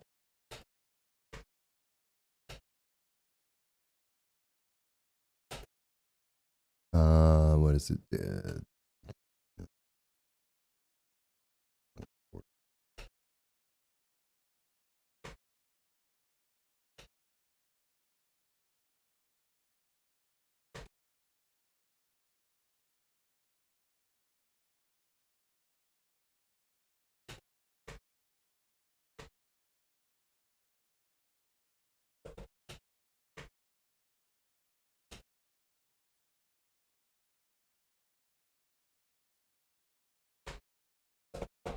So, as I put out the question to everyone, if the Ministry of Truth has no power to make changes, then why do they exist? Why are we spending taxpayer dollars on this? Why are we spending money on this? Why are we wasting time with this? If it has no power, then what's the point? They do have power. That's the point. They do have power. They will have an impact. They are working with all of these different companies around the world. We're talking about Facebook, Twitter, YouTube, all of the social media. They do have an impact. They do have power. And they are going to affect our lives. That's why we suddenly see that the government right now is talking about Section 230. Remember, we've been talking about Section 230 since 2018 on this channel. It's been 4 years. We've been asking for a section, actually probably longer than that. We've been talking about the abuses of Section 230 for a long time. And Democrats who've maintained power said, no, we don't care. It's okay. And what they've said is, oh, well, maybe we'll get more. Maybe they want more of the exclusion, more of the censorship. That's just not good for America. I don't know. I mean, this is what I'm thinking, but I want to hear it from you guys. Please, anywhere in the world. Now, let me explain why I think this matters to the rest of the world. Twitter is an American company.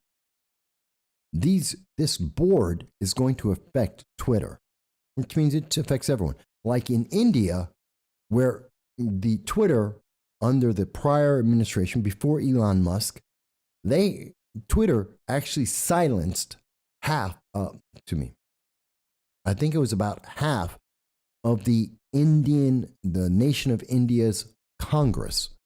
Just wiped them out. They didn't have a voice. Shut them down. What do you think is going to happen when the Times of India or the Congress of India decide to say something that the United States doesn't like? Do you think they're going to shut them down? Do you think they're going to silence them on all social media? Because I think they will. I think that's what this board is for. What about in the United Kingdom? What if the United Kingdom, we see that their prime minister decides to make a statement, doesn't matter what it's about, and it's not good for America?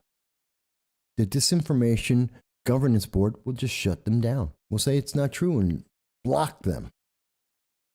The conversation between the world will suddenly get silenced.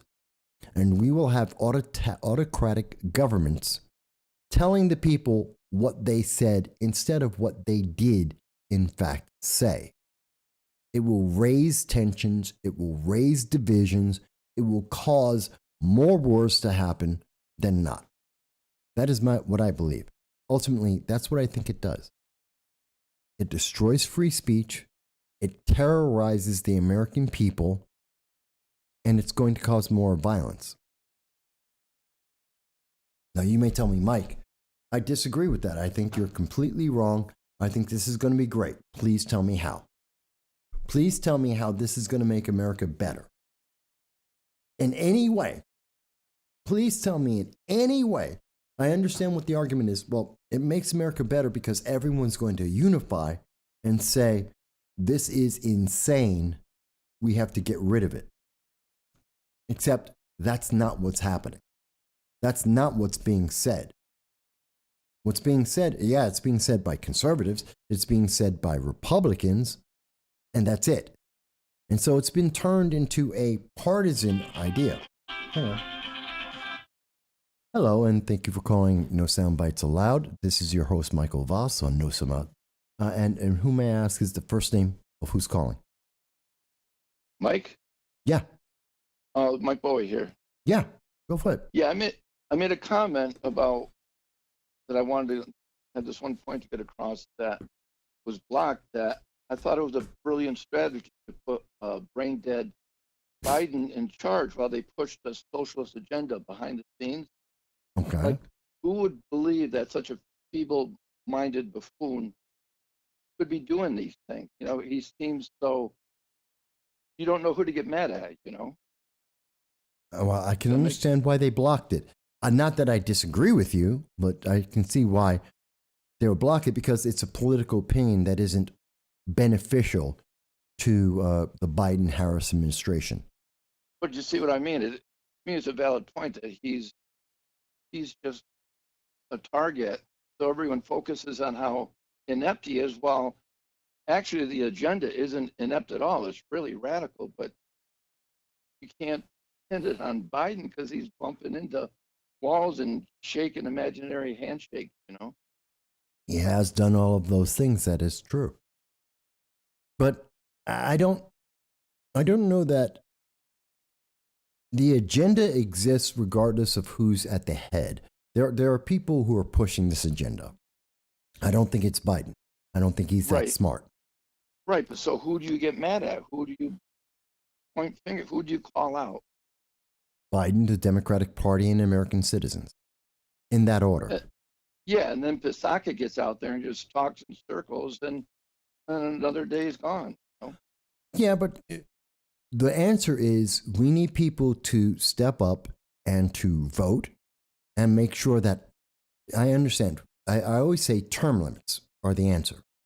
Yeah, absolutely. I agree. We don't need a law about this. And I think a lot of people get hung up on, well, we need a law to make sure this. No, we don't.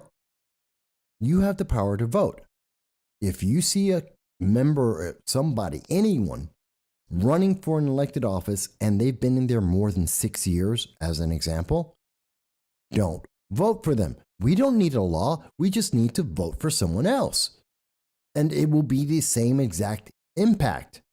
It will work. We don't need a law for that. what politician is going to introduce that bill, term limit bill? They probably won't, which is again why I say don't wait for the law, just vote against them. You got to get term limits, and then you have to get rid of the Fed.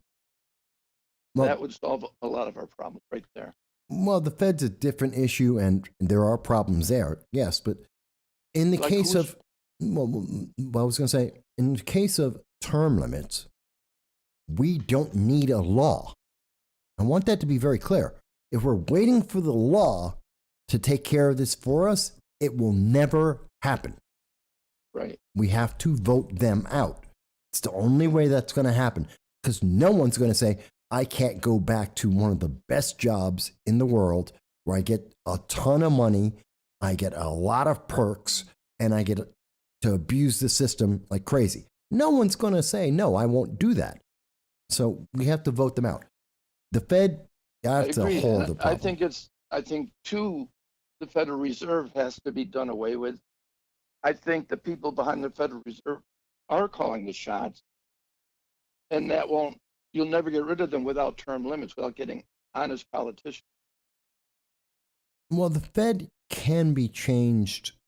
They're not in there for life. I mean, we can move them around on a regular basis, and they do. They do get changed on a regular basis.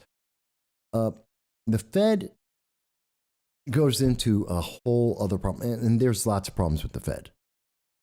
They've never had an audit, which would be interesting to see what would happen if we did that. They have horrible policies. They're, as an example, and I know I lose people when I talk about math, but the fact is, our recession that we're going through right now, the fact that our economy is negative right now, wouldn't exist if a year ago the Fed started increasing interest rates. It would have corrected this. I agree. So, and that's just financial math. That's just understanding economics. And so they didn't do that because of politics. It made Biden look bad. It made the economy look bad. Well, now the economy is bad. It's not a matter of whether it looks like it or not. It is. So, but those kind of failures happen in every large government around the world. We can't get away from that. And we can't get rid of what we have right now in terms, and I just want to point out the problems we have here, Mike. If we get rid of the Fed, we can't get rid of the fact that we have more debt than we can pay. We can't. We need to find a different solution, which in part is we have to spend less money. That's our biggest problem. We're spending too much money. Well, that's the political issue. That's a political side of the coin. And the Fed is the economical side of the coin. So hand in hand, they're destroying this country. You know, you got to fix both. You can't just fix one. You can't just have term limits. You have to have both. Well, I can understand that. And I think if you have term limits, it makes other things more possible. Right. More options to fix up problems in our nation or become real. Because I don't think if we had term limits, I don't think this Ministry of Truth, this 1984-esque, it would never exist. You could never get it in. I wouldn't have a reason to protest over at SUNY Broome because it would never gain traction. You know, this critical race theory, this racial justice, it would never gain traction. But that's not the case. I don't want to talk too long. I just want to call in and get that point across. I just think a lot of the things that Biden's doing is just a distraction so they could push these other things, and people don't really notice how serious like the Ministry of Truth is, or open borders, or CRT. They don't realize it because there's a clown on stage and people are just laughing. They don't, you know what I'm saying? It's like a distraction from what's really happening. That's all I wanted to say. No, that's fine. And you can say as much and as little as you want. That's perfectly fine, Mike. And I'm just more comfortable no, typing. That's fine. That's fine. And I thank you for calling in and telling us that much. Absolutely. Okay. Okay. Keep up the good work. All right. Thank you. Bye. See, folks, I know everyone gets a little nervous when they call in, especially the first time. Don't be nervous.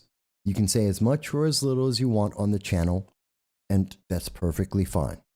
Especially if you're finding that, sometimes, as we see, some people are being blocked. That's not by us.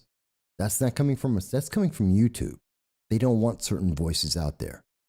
But I agree with Mike when he called in and he says, you know what, we can improve our country so much by doing such little things like term limits, by fixing the Fed, by not spending as much money, by being more accountable and holding our politicians accountable. I agree completely with that. We can do that. And it is something that is, put it the wrong way. There we go. And that's something that's easily capable to be done. Now, if you have a different idea, if you think there's something else that we could do, if you think that we're wrong, please call in. It's 607-242-1582. I'm happy to hear whatever it is you have to say. Okay, John, we know better. John, I know you. You're about as shy. Well, I'm not even going to say that. You're not shy, John. But if you want to call in, go ahead, call in, John. John Cordisco is a friend of mine, by the way. DFG says, great point, Mike. Like JB is being used as a distraction because he's such a joke that, Joe Biden, okay, that we don't focus on the nefarious things that they're doing. Well, I try and pay attention to it. I've been talking about the illegal aliens in the southern border for a long time. I've been talking about our economy for a long time. These aren't new things. These are issues that have been plaguing America for the last, I've been talking about it for 15 years. So we can improve this. Thank you for calling into the program. This is No Soundbites Allowed, and I am your host, Michael Voss. May I have your first name, please? Mr. Vasquez. Oh, God, it's John Cordisco. There we go. What's up, There man? goes the show. It's going to blow up now. What's up, man? I'm, you ever follow the Babylon Bee or the old Onion? Yep. I'm telling you, with this girl that's running the what is it, government's information, whatever. Disinformation governance. This is like a Babylon Bee. It's called satire sketch. John, it's called the Disinformation Governance Board, the DGB, or Ministry of Truth. I mean, that's a mouthful. Yes, but, it is. I mean, look at this woman. You got to be kidding me. I mean, are they purposely self-destructing? I mean, it looks like they hate themselves. She's a believer. She's exactly what they want. She's a believer. Yeah, but she's a little off the hook. I mean, with her little singing stuff and all that, she looks at the credibility is just gone. What credibility? You mean with you or with the kids who watch TikTok? Totally different thing. The kids I gotcha. The kids who are watching TikTok are eating that up, going, "Well, she's fantastic." You and I are going, "That's stupid." Yeah, but those kids are their base, and they'll always have them no matter what. So why bow out to them? Why don't you try to pick up and expand your base? But they're not doing it because they're losing that base. They are actually losing that base, and they know it. Yeah, that's why they're reaching out so desperate. They're being surrounded. Well, they're losing kids because kids are looking at things and saying, "Oh, you promised me that the economy would be great. It's crap. You promised me that life would be better. It's crap. You're making things worse for me and harder to live, but you promised me everything would be great." They're losing the young kids because the young kids are living in the world and seeing that it's not getting true. I just, politically, I used to be a local elected official. We make mistakes in politics and government and this and that, but my God, I mean, to keep making the same one doubling down over when you know it's a failed policy makes zero sense to me. It doesn't make sense to me. I mean, even nobody, they all can't be stupid. That's the thing. The law of averages says they all can't be that dumb. I don't think any of them are dumb. They know what they're doing. This is on purpose. This is not a. This isn't Well, a no, guess. no. I mean, yeah, you're talking about wrecking the economy. I'm talking about politics. I'm talking about politics too. This is not a guess. This isn't someone just winging it. This is a plan. They're doing this on purpose. Why are they purposely shooting themselves in the foot at every given opportunity? I'm missing the point. Because I was trying to explain that to Jason. They don't think they're shooting themselves in the foot. They think that this is a good thing, that they are going to look good. As they're poking themselves in the eye continuously with a pencil and they say the Republicans stop hurting me? They don't think that's what's happening. What they see happening is that they are appealing to the people who say Elon can't buy Twitter and make free speech real. That they're appealing to the people who think absolute free speech is a bad thing. That's who they're talking to. That's who they're targeting. I don't think people realize, and a lot of them, vast majority of Americans aren't on Twitter, but the shakers and the movers, the policymakers, the information that gets out. Can you imagine if Elon Musk had Twitter in 2020, he would have a different president. Yeah. And that's a big deal. Yes, it is. These guys, their hair's on fire. Usually they're screaming and howling, their hair's on fire. Well, it really is this time. Well, it's on fire because their system of control is breaking down, which is why they created this Ministry of Truth, so that they can maintain their ability to control what people hear and what people say. Yeah, but the horse is already no use closing the gate now. They can't. Sure, they can. They can only tell their cult members. What does Tim Full call them? City urban liberal types, cult. You can only tell them what they already want to hear already. They're not going to convince any more hearts and minds that things are misinformation. Sure, they can. Give them 2 years. All they need to do is spend money on 30-second sound bites, on ads, just like they do for getting people elected. They just flood all of the social media with these little 30-second ads, and that's their thought, and they can win. And it is not entirely wrong. Well, just because it's worked in the past doesn't mean it's work again. You have to adapt as things go along, and they're not adapting at all. Yeah, that's assuming that the people are reacting differently to the same information, and they're not. It's incredible to me. It's almost like somehow, some way, subconsciously, they just want to self-destruct. And they want to do it as quickly as they can and bring everybody else down with them. No, they don't want to self-destruct. They want America to self-destruct. That is the stated purpose of the Democratic Socialists of America. They have been very clear about this. Alexandria Ocasio-Cortez has been clear about this. They want to change the Constitution. They want to absolutely rewrite America. Oh, no, I know. Yeah, I know all that, but this is not the way to go about it. Why not? Because it's not going to work. It's not even close. I mean, why not? I got a better chance of winning the lottery than they do changing the Constitution. See, I'm playing devil's advocate here with you, John, and I want you to understand, why won't it work? I know why I think it won't work. I want to hear, why do you think that creating this Ministry of Truth won't work? Well, because the American people won't stand for it. Elon Musk had a really good point. He says, I'm not going to try to appease the 10% on the left and the 10% on the right. I want the 80% in the middle. The 80% of the middle allowed 22 cities to burn, not to the ground, but pretty darn close. They allowed hundreds of people to get injured, dozens of people to be killed in 2020 and 2021, and That's even correct. 2022 because of the BLM riots. The average person will do anything that they are told to do. Why should this be any different? I don't think that it's working anymore.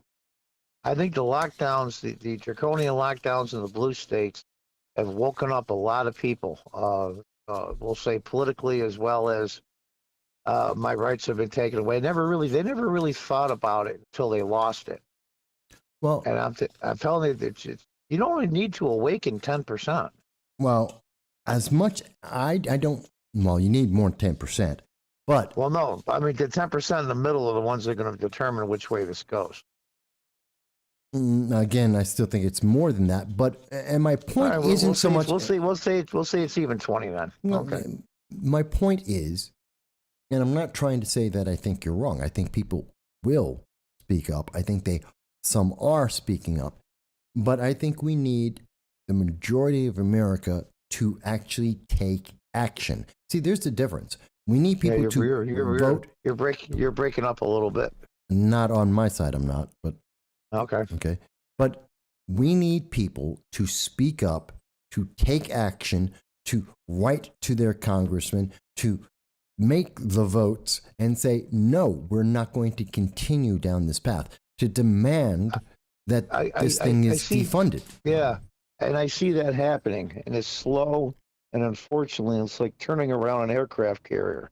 It takes a long time, but once the thing starts turning, nothing can stop it. And I see that turning. I see that turning now. I don't now, see how long it will last. How long it will last? I don't know. I don't. You know what scares me?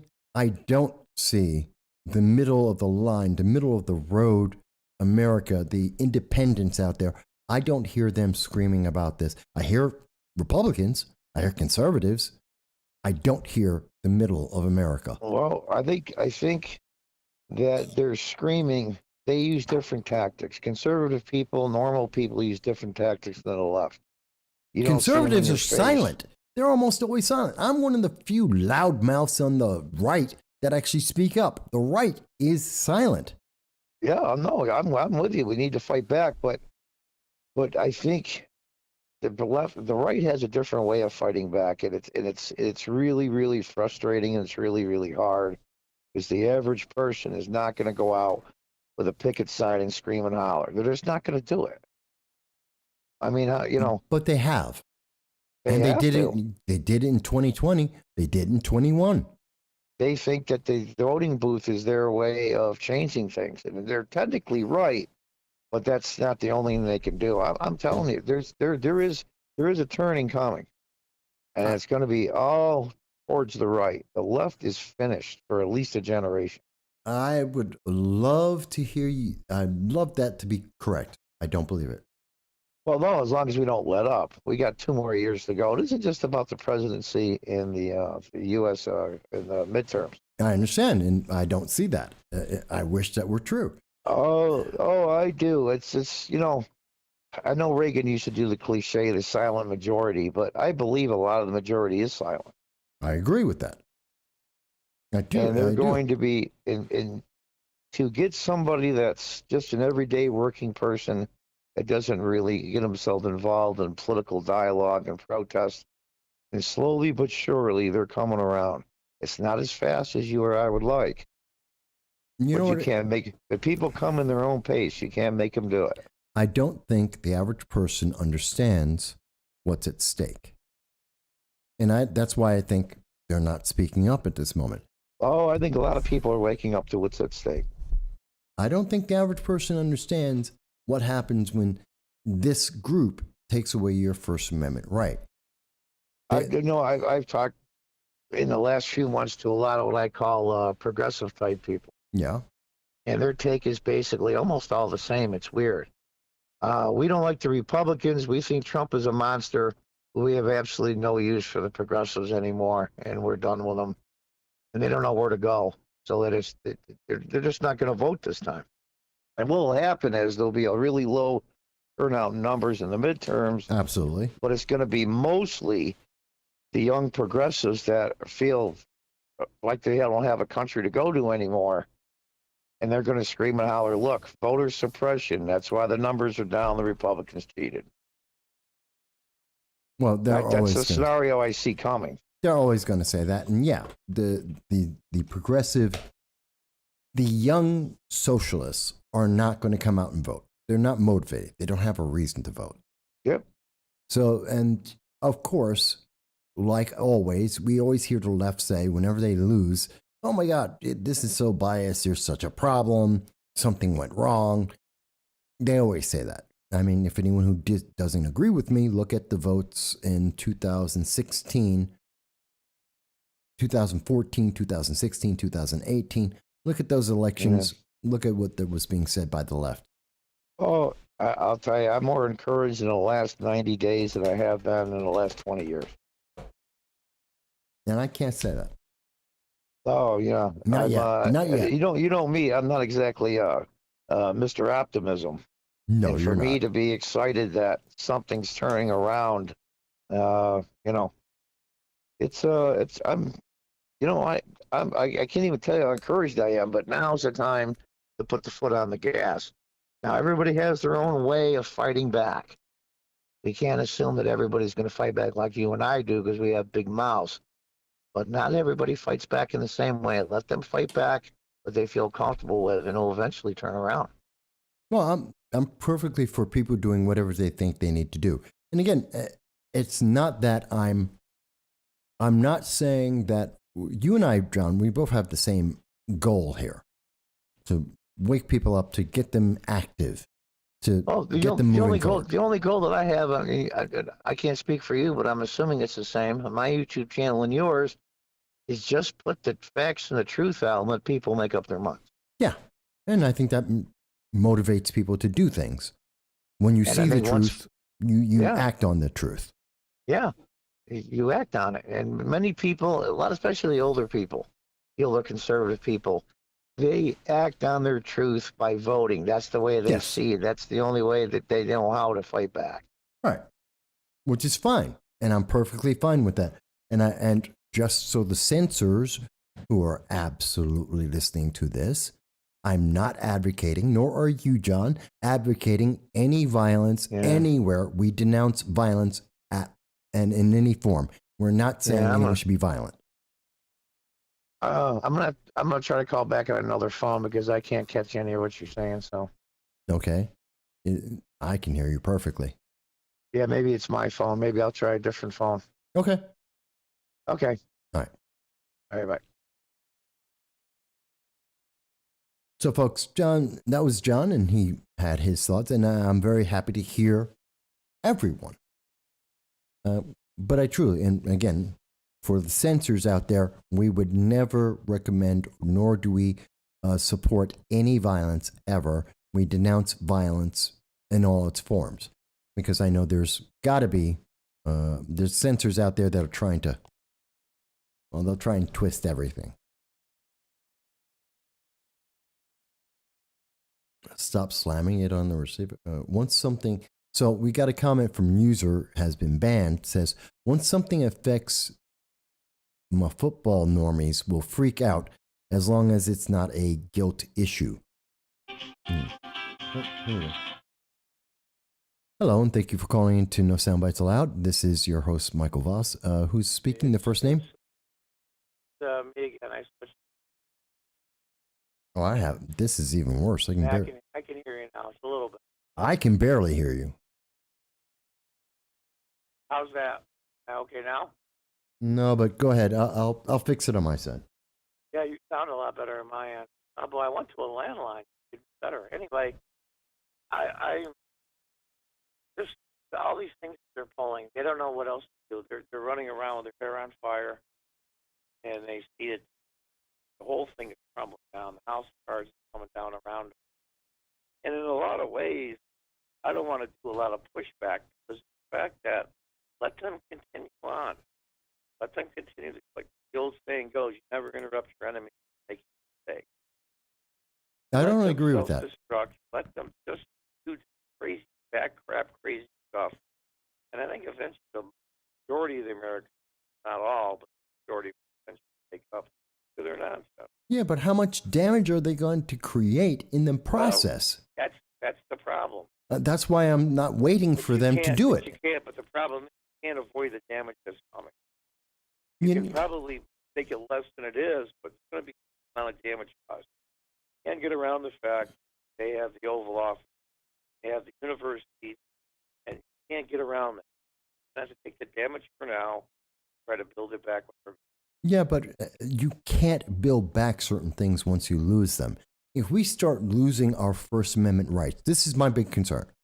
If we let them, yes, I have very little doubt that the majority of Americans, when they start seeing the loss of actually losing their First Amendment rights, not the threat, but they start seeing it, they're going to speak up. But the problem is you've lost your right. You don't get that back. It doesn't come back. It does come back. Look what Name happened. anything that we go have back in lost. our history. Wait, John. We can go back in our history, World War I, all the things that were done, stuff, and all that, and we got all that. No, that wasn't lose. That was a collective decision by the public to say we are going to temporarily, under this situation, hold back our voices because there was a war. That wasn't the government saying that. That was the people saying that. No, it wasn't just the war. It was slavery. There were a lot of There was a lot of stuff, and it was under the premise we were in a war. And as soon as the war ended, we didn't lose our freedoms. There was no law that said, oh, we're going to lose our freedom. There was no organization created by the government to take away our freedom. I just don't believe the fact that, say, I'm squashing here on YouTube and Twitter, so that's it for me. No, it just doesn't work that way.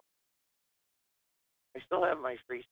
I just have to go to a different forum or a different outlet. If it exists, but if you have a federal organization like this one that says anyone saying X cannot be put to the public, that's the problem here. And see, this is why I want to squash. Hang on. They're going to try. Here, There's going to be some isolated John. incidents. A couple of people are going to be screwed over. John, Not going to stick. hear me out. The problem is because this is a federal agency with the full power of the government behind it. Yeah, I'm aware. I know you are, but I'm making sure it's very clear because you're not the only one listening to this. What's going to happen is when they come out and say X cannot be said, I don't care what X may be, but they're going to come out and say X cannot be said. There is no free speech at that moment. That means that they have killed free speech. And all you need, wait. They're doing that now. No, they're not doing that. And it's not the same thing. It's just a lot more undercover. They have every No. They've had every message you've ever sent. They have it all John, already. it doesn't matter. There is a difference between today that Twitter says I can't speak. So I go to Gab or I go to Getter or I go to Parler. It's a difference than when I get struck down from YouTube and I decide to go over to, BitChute or I go over to Rumble. There's a difference there. I have an option, maybe worse of an option. It may be less free of an option. But what we're talking about now, hang on. Wait. John, let me finish so you'll understand. The problem here that I don't think most people are realizing, and it's not being stated, is that this organization, when they say you can't say that, no one lets you speak. Okay, all right, time out. All right, the organization, whatever, or governance, misinformation, or governance, whatever you want to call it, says you can't say X. You say F you. I'm saying anyway, what's the penalty? We don't know yet. That's right. That's only done by legislation. No, that's not true. This organization has been... They'll screw over a couple of people, and there will be a big stink over. They'll back off in a hurry. You hope. And my fear is, and I'm not, and again, I'm not against you, John. I'm against the potential of damage that this can create. Even once is so large, it's irredeemable because. What are they going to say to Elon Musk at Twitter? You allowed somebody to say X, said you can't say X. What are they going to do to him? And that's the scary part. What will they do to him? It's the United States. It's the full power of the United States government. They can. Now, what they can do is they can make his life incredibly miserable. They can shut it down. That'll never happen. No. It shouldn't never happen. It can. And whether they go over, and you know what? An asteroid could come. Aliens could. No. You could open up to everything. No, this isn't. We're not playing with odd numbers here. What realistically is the scenario is that someone on any medium, it doesn't have to be Twitter, any of them, says something that this group doesn't agree with, that this chick Nina decides that she thinks is a bad idea, it's not good for Democrats. She comes out and she can use the full weight and power of the Department of Homeland Security. You keep saying that, but what is the penalty? That whatever they decide. We're gonna audit you like they did Dave Rubin. They could audit them. They could send someone. They can literally audit you. They can shut you down. They can tell every other agency to not allow you to speak. They can come and take you and put you into detention. They can silence you. For breaking detention for breaking what law? There is no law. It's not about laws. This has nothing to do with law. There is no law. If we're talking about law, they wouldn't be able to have this in the first place. This isn't about law. Law is not involved in this, and that's the problem. They're grasping at straws because it's not stick. We hope. But it sets a precedent. The fact that it exists sets a precedent. We set a precedent with Obamacare. And the problem with Obamacare, at the end of the day, the biggest problem with Obamacare is that the government had gained the right to be able to micromanage our lives. That's the biggest problem with Obamacare. Everything else you can work on. I agree. And once it existed, that problem existed. Now we're looking at the same thing. And part of the problem with Obamacare existing, the government saying it can micromanage our lives, that precedent fed right into, oh, you're mandated to take this vaccine. Because the government already has the right, as per Obamacare in 2010, to make medical decisions for individuals. So therefore, they can make medical decisions about vaccines. I'm not saying don't take this, what's trying to incredibly. What I am saying is, though, your last gasp on grasping at straws will not work. Historically, it's never worked. I understand that, and I'm not questioning that. But do you, and John, again, I'm not disputing, we're both seeing same things. My concern is perhaps more than yours of how much damage this will cause if we allow it to exist. There's going to be damage caused because they're in control of the executive, they're in control of the DOJ, they're in control of the Department of Homeland Security, they're in control of all that now. But that power is There's not. going to be a huge amount of damage. But it's not absolute. That power. Yes, but that power isn't absolute, John. That power can be shut down immediately, and if the public speaks out now, before they get formed, before they start doing anything, if we do something right now and nip it in the bud, we're protected. If they actually, in a perfect world, well, as perfect as the world can be. It's going to be damage caused. It's going to be a lot of people hurt. That will be their downfall. Progressives always do one thing, and you and I both know and this. they don't care. Always go too far. Yeah, and they don't care. And they don't care. But this is going to be their doom, at least for a generation. I'm convinced of that more than anything. That I don't see. But I'd like to be wrong. No, there's going to be damage.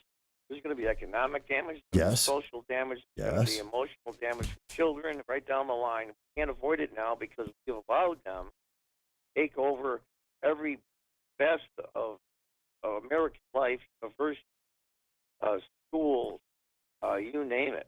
We've allowed them to do it. We're in the middle of a war. You're saying, well, we're going to fight a war. There's not going to be any damage. Yeah, there's always damage. damage the best we can. We eventually win. Well, we can try that. We can definitely try. But I'm more convinced now than ever. But I thought it was, in fact, I thought it was satire when it first came out, and they showed the girl there, and they showed her singing and all that. I said, nah, this is the Babylon. This can't be. You're so far away from reality, so far away from what the average American person thinks. It's going to come back and bite him in the behind. Maybe. I hope so. I truly hope so. I put the odds about, you're right, about 85. I do not rate your odds that high. Now you're taking the tactic. Well, we can't assume that the Americans are going to fight back against us, so we have to call them out early, get rid of them early. I understand your point. That is exactly my point. We can't take the chance they may be successful. Let's kill them now. I get it. Essentially, but not exactly those words. But yeah, we have to. It's like it's like anything else. Get them before they're too powerful. Stop them now before they get too far. I get it. Yes. And maybe some rhetoric like small channels like mine and yours can, and there's hundreds of it to mess it out slowly but surely.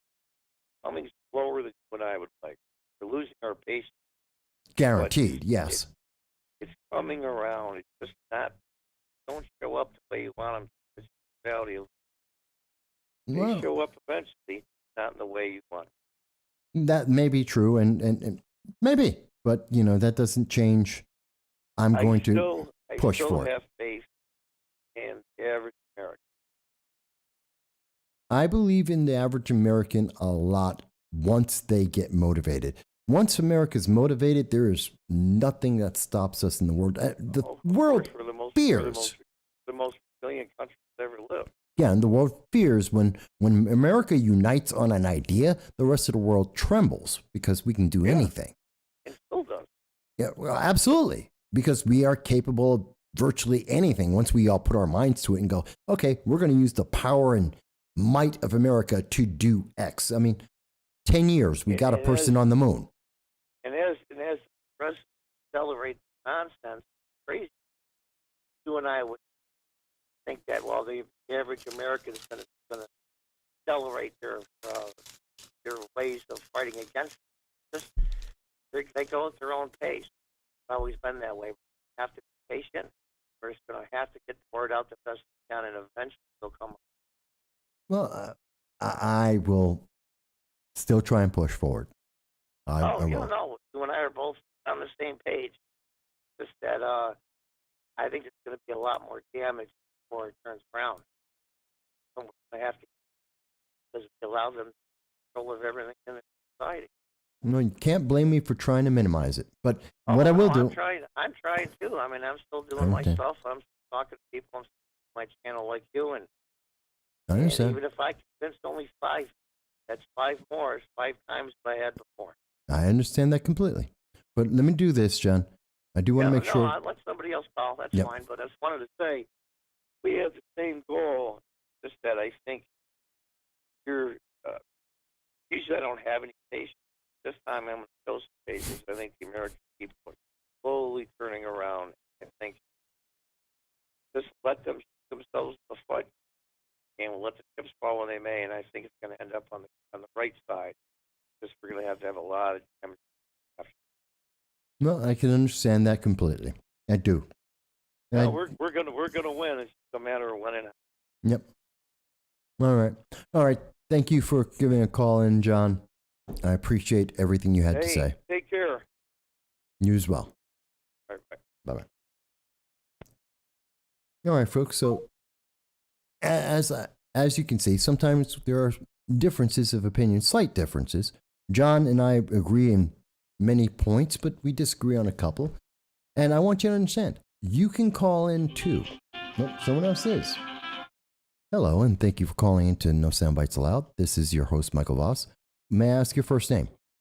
Hey, it's me, John, Mike. John, back to back. Hey, this is a different John. Okay, go for it. This is a different John, but John, back to back. Wanted to tune in, wanted to talk to you about something. I talked to you about this a couple days ago, off the record, and now I want to bring it up to your audience. Okay. New York has been given a second chance with the redistricting. Right. Mm-hmm. You guys have been given a miracle of a chance. Mm-hmm. Do you think the New York establishment fumbles the ball here? Yes. How badly do you think they're going to fumble? We lose. They'll probably cut it in half. We'll lose, instead of losing 4 Republicans, we'll lose 2. I think it's probably going to be closer to 3, if I had to guess. And this goes back to a conversation we had. It seems like, especially the New York establishment, does not understand what people are actually caring about as far as issues go. It seems to me. It seems like, and this is a lot of the rhetoric I hear from a lot of rhinos and everything like that, the issue is they talk a lot about cutting taxes, but they want to completely avoid any social issue whatsoever, domestic issue. Mm-hmm. Would you agree with that, Mike, from what you're hearing in New York? I don't know. But that's the vibe I seem to be getting from these people. Well, at the moment, there's a lot of confusion right now. Because in redoing the line, now you have to redo the lines. Which lines do you go by? Whose version are you going to take? We have to get this done basically by the end of May. Otherwise, everyone's screwed. Yeah. And this is happening not just, and so people understand, this isn't just a New York issue. It's happening in Ohio and I believe Virginia and a couple of other states as well. This is multiple states a problem. Mm-hmm. So what we should see is the GOP decide to stretch this out and run it as long as possible to make the point that we need a more even-handed distribution of these districts. Mm-hmm. But they're afraid that if they wait too long, everything gets screwed. Right. Democrats are going to try and resolve this as quickly as possible and try and get as much of a benefit as possible, which is why I say they cut the difference down the middle and we lose two Republicans where we shouldn't necessarily lose any. Mm-hmm. I mean, fair enough. I think, and I mean, the problem is also for redistricting, there are not enough elected officials for the Republicans, right? We keep losing races. In New York, Yeah, specifically in New York, I'm talking about New York. Why do you think they're so afraid to talk about social issues and domestic issues when that seems to be the left-wing policies that the left is running on right now? Completely. Well, because Republicans are not good at that conversation. They're not, the left, let me set the stage. So the left, particularly the progressive movement, lives and dies off of emotions. That is it. Right. They are about manipulating people's emotions and making them act based on an emotional stimulus. Mm-hmm. Republicans, overwhelmingly, whether you're moderate or not, do not. They work on facts. Here's a chart. Here's a website. Here's a quote. Here's the data. So you're looking off of two very different extremes. And Republicans are really, really bad at trying to motivate most people's emotions. They just don't do it well. Because they're not thinking in that mindset. They don't care overwhelmingly about how you feel. They care about the result. They care about, will this, I promised you X will happen. They're worried about getting X to happen, not how you feel about X. Two different things. And so that's the big problem. And that's why you see the left, especially progressives, love to push things about, like talking about as an example, the protest. The left has no problem. I have a problem right now trying to get people to show up at SUNY Room on May 3rd. Because people are afraid of being seen and going, oh my God, you're against critical race theory. Why? Because the left has made critical race theory, well, you have to be for it, otherwise you're a racist. Well, that's a lie, because critical race theory is racist. And if you listen to it and you look at it, it's very, very obvious. But see, that's my logical thought. That's because I'm reading it. It's because I'm paying attention to the details that I go, oh, well, this is obviously racist. That's not emotional. That's the difference. I'll push back a little bit. Sure. I think most politics is emotion, whether it's right or left, whether the right uses factual data. I think that's to push an emotional response on some level. I think that's a safe bet to say. Now, I'll also say this. The right seems to win quite handedly when they do use emotional support, right? Look at Donald Trump. That race is entirely emotional, right? A backlash of middle America and poor America against the far left big money donor. And he won handedly in 2016. You look at Glenn Youngkin. He campaigned completely against DRT and for the emotions of parents, right? So the right has this winning strategy. Do you think New York is going to ever wake up to that kind of strategy? Because it seems to be working in other states that might not be the most red, but it seems to get people out and motivated. Do you think Canada, I mean, even look at Jersey. Look at New Jersey. How close was the Jersey? Yeah, there were several races that were right, and rough. most of them campaigned against DRT in these issues, and they used the emotional support of the parents, and the idea is like, hey, you need to take care of your kids. They are your kids. They aren't a school's children, right? They are yours, right? That definitely is some emotional, invoking emotion. Do you think? But there's a reason why New York is progressive capital east and California is progressive capital west. There's a reason for that. No, I don't see New York State making that choice because New York State would rather go down in flames than make a difference. Fair enough. Do you think the party's ever going to wake up, or do you think it's just already too late? New York State has made it very clear they would rather burn the state to the ground than take a position that opposes the far left movement. They've been very, very clear on that, which is why we have the Democratic Socialists of America. This is one of their footholds. It's why Alexandria Ocasio-Cortez existed and was then able to influence others to get them to move forward. This is their fortress. And no, I don't see progressives giving this up. They will fight tooth and nail, and they will spend as much money as they need to be able to protect this. Right. Do you think the reason for that? I mean, because at one point it was a Republican government, Republican mayor of New York City. You know, they did pretty well at one point in time, especially probably 20 years ago, I would say. If not longer, yeah. Yeah. Do you think now, especially, do you think it's just the GOP gave up, or do you think it's because the messaging is just wrong at this point? Do you think they could ever take it back at this point in time? Because, like I said, I think that they're afraid to vote because progressives are now running the show and they're afraid of cancel culture and what might bring. But why people are afraid to show up to your events. I mean, like you said.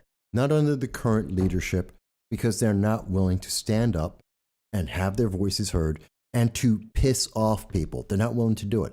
That's why they won't show up to certain events. It's why they won't go to certain channels. They're afraid that if they actually say something, people will go, oh, I don't like, that doesn't make me feel good, so I won't vote for you. Well, guess what? They weren't voting for you anyway.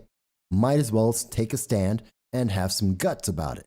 Might as well stand up for your principles and don't worry about whether they like you or not. because we're not supposed to like any politician. We're supposed to judge them on, are they effective? Are they efficient? I could care less about the rest of, I don't care. They're not going to come out and have a beer with me unless it's part of a photo op. And I guarantee you the only thing you'll see, their only reality behind that photo will be them walking over, picking up the beer, take the photo, put the beer down and walk away. That's the reality of the photo op.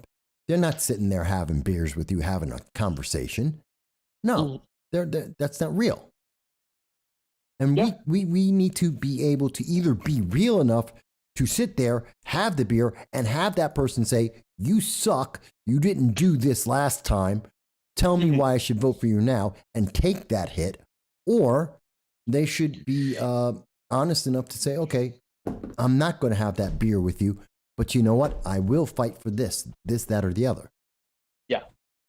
No, absolutely. I think there is a lack of accountability, especially among, Republican voters in New York.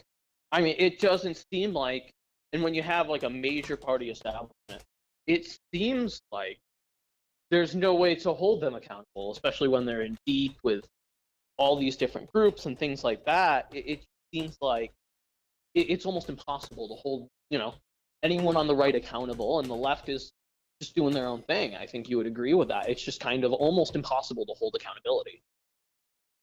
Yes, I mean, I do. For primaries, I think, incumbents are just so, even more so than other states, I think incumbents are pretty well seated in that area.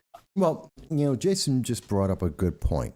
Jason from that we have 800,000 non-citizens who are going to be voting in New York City.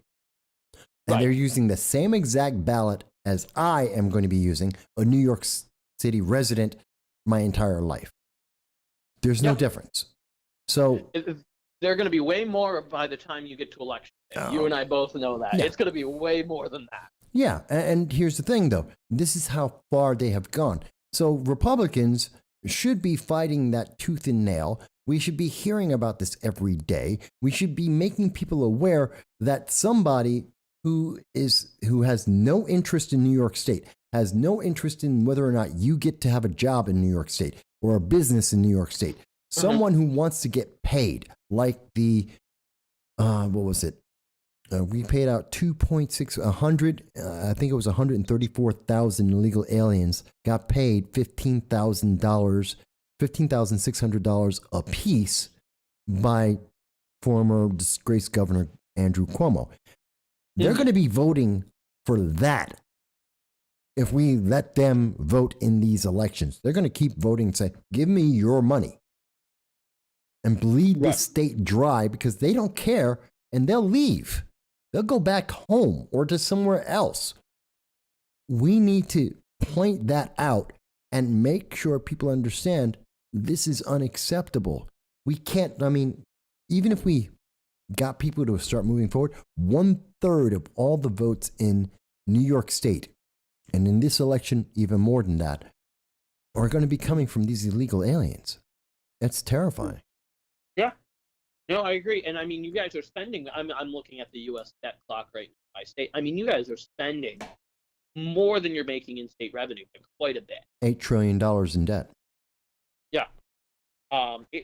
This isn't, we're living in a weird time. It just keeps going up. It's just, it boggles my mind.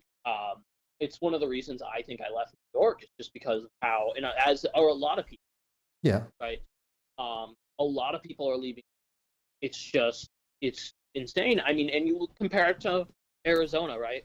Do you know what the debt per citizen is for New York? $17,000 per citizen. Yeah, sounds about right. You know what it is for Arizona? Probably 2,000. $6,000. Close. It's not, not even. It's just insanity. I can see why people are leaving en masse. And it's a shame. It's a beautiful state. I think you and me can agree. It's beautiful when it's not snowing completely. In upstate, it's beautiful, but it's just when they're making these decisions and there's no real opposition. That's you know, like you said, there's no real opposition. They don't want to rock the boat. Yeah, but if we're going, and my thing is, if we're going to lose anyway, rock the boat all the way. Give it all the rocking you can. We've got nothing to lose. Same thing. It's like what I'm saying about talking about the Ministry of Truth, the disinformation.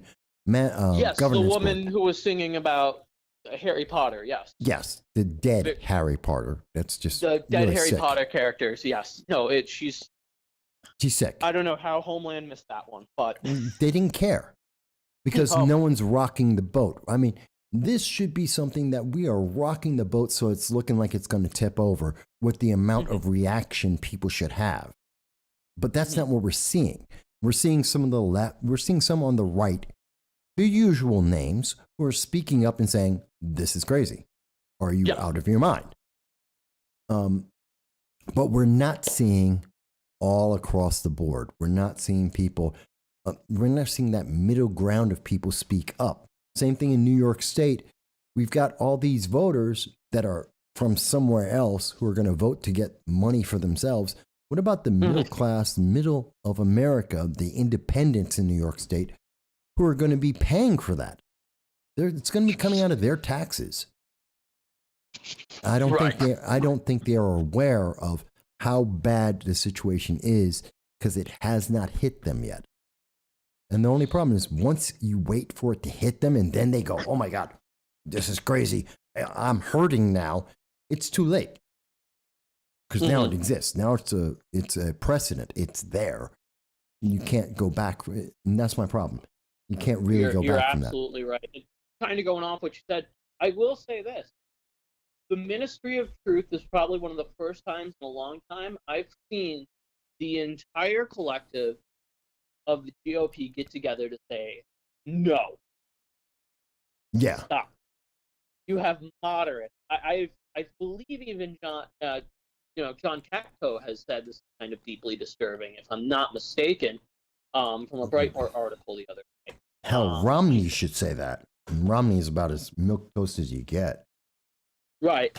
So you can fact check me on that, but obviously one of the most moderate rhinos in office. It's thankfully there seems to be some good pushback finally. Seems like this has been a step too far for the right, and I'm glad. I just don't know why they haven't done it sooner, but I'll take what I can get at this point. That's where we're at. Well, it's because this one's so hard to deny. Ignore. There's no real hiding this. There's no kind of like way to reimagine this. The left is pretty much stuck with, yes, they are going to destroy people's ability to speak, which means they're destroying people's ability to think because they have an agenda. And there's really no way to reword that.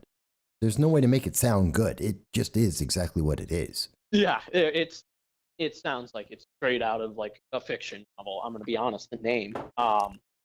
And I think probably this is going to be, the White House is going to take a step back from this, hopefully. I mean, no way. You don't think they're going to back down? Nope, not at all. He's going to go for it all the way. I think they pull her. I really do. I think the backlash is going to be huge. I think, and look, even Biden knows his approval ratings are down the toilet. Well, everyone knows that. Even he mentioned it last night. Even I don't know if you saw the White House. I think it was the Correspondents' Dinner. I read a little bit about it. No, I'm not watching him run around trying to make fun of the fact that serious things like he doesn't have a brain. I mean, even Trevor Noah made fun of him for it. Who's speaking at the event?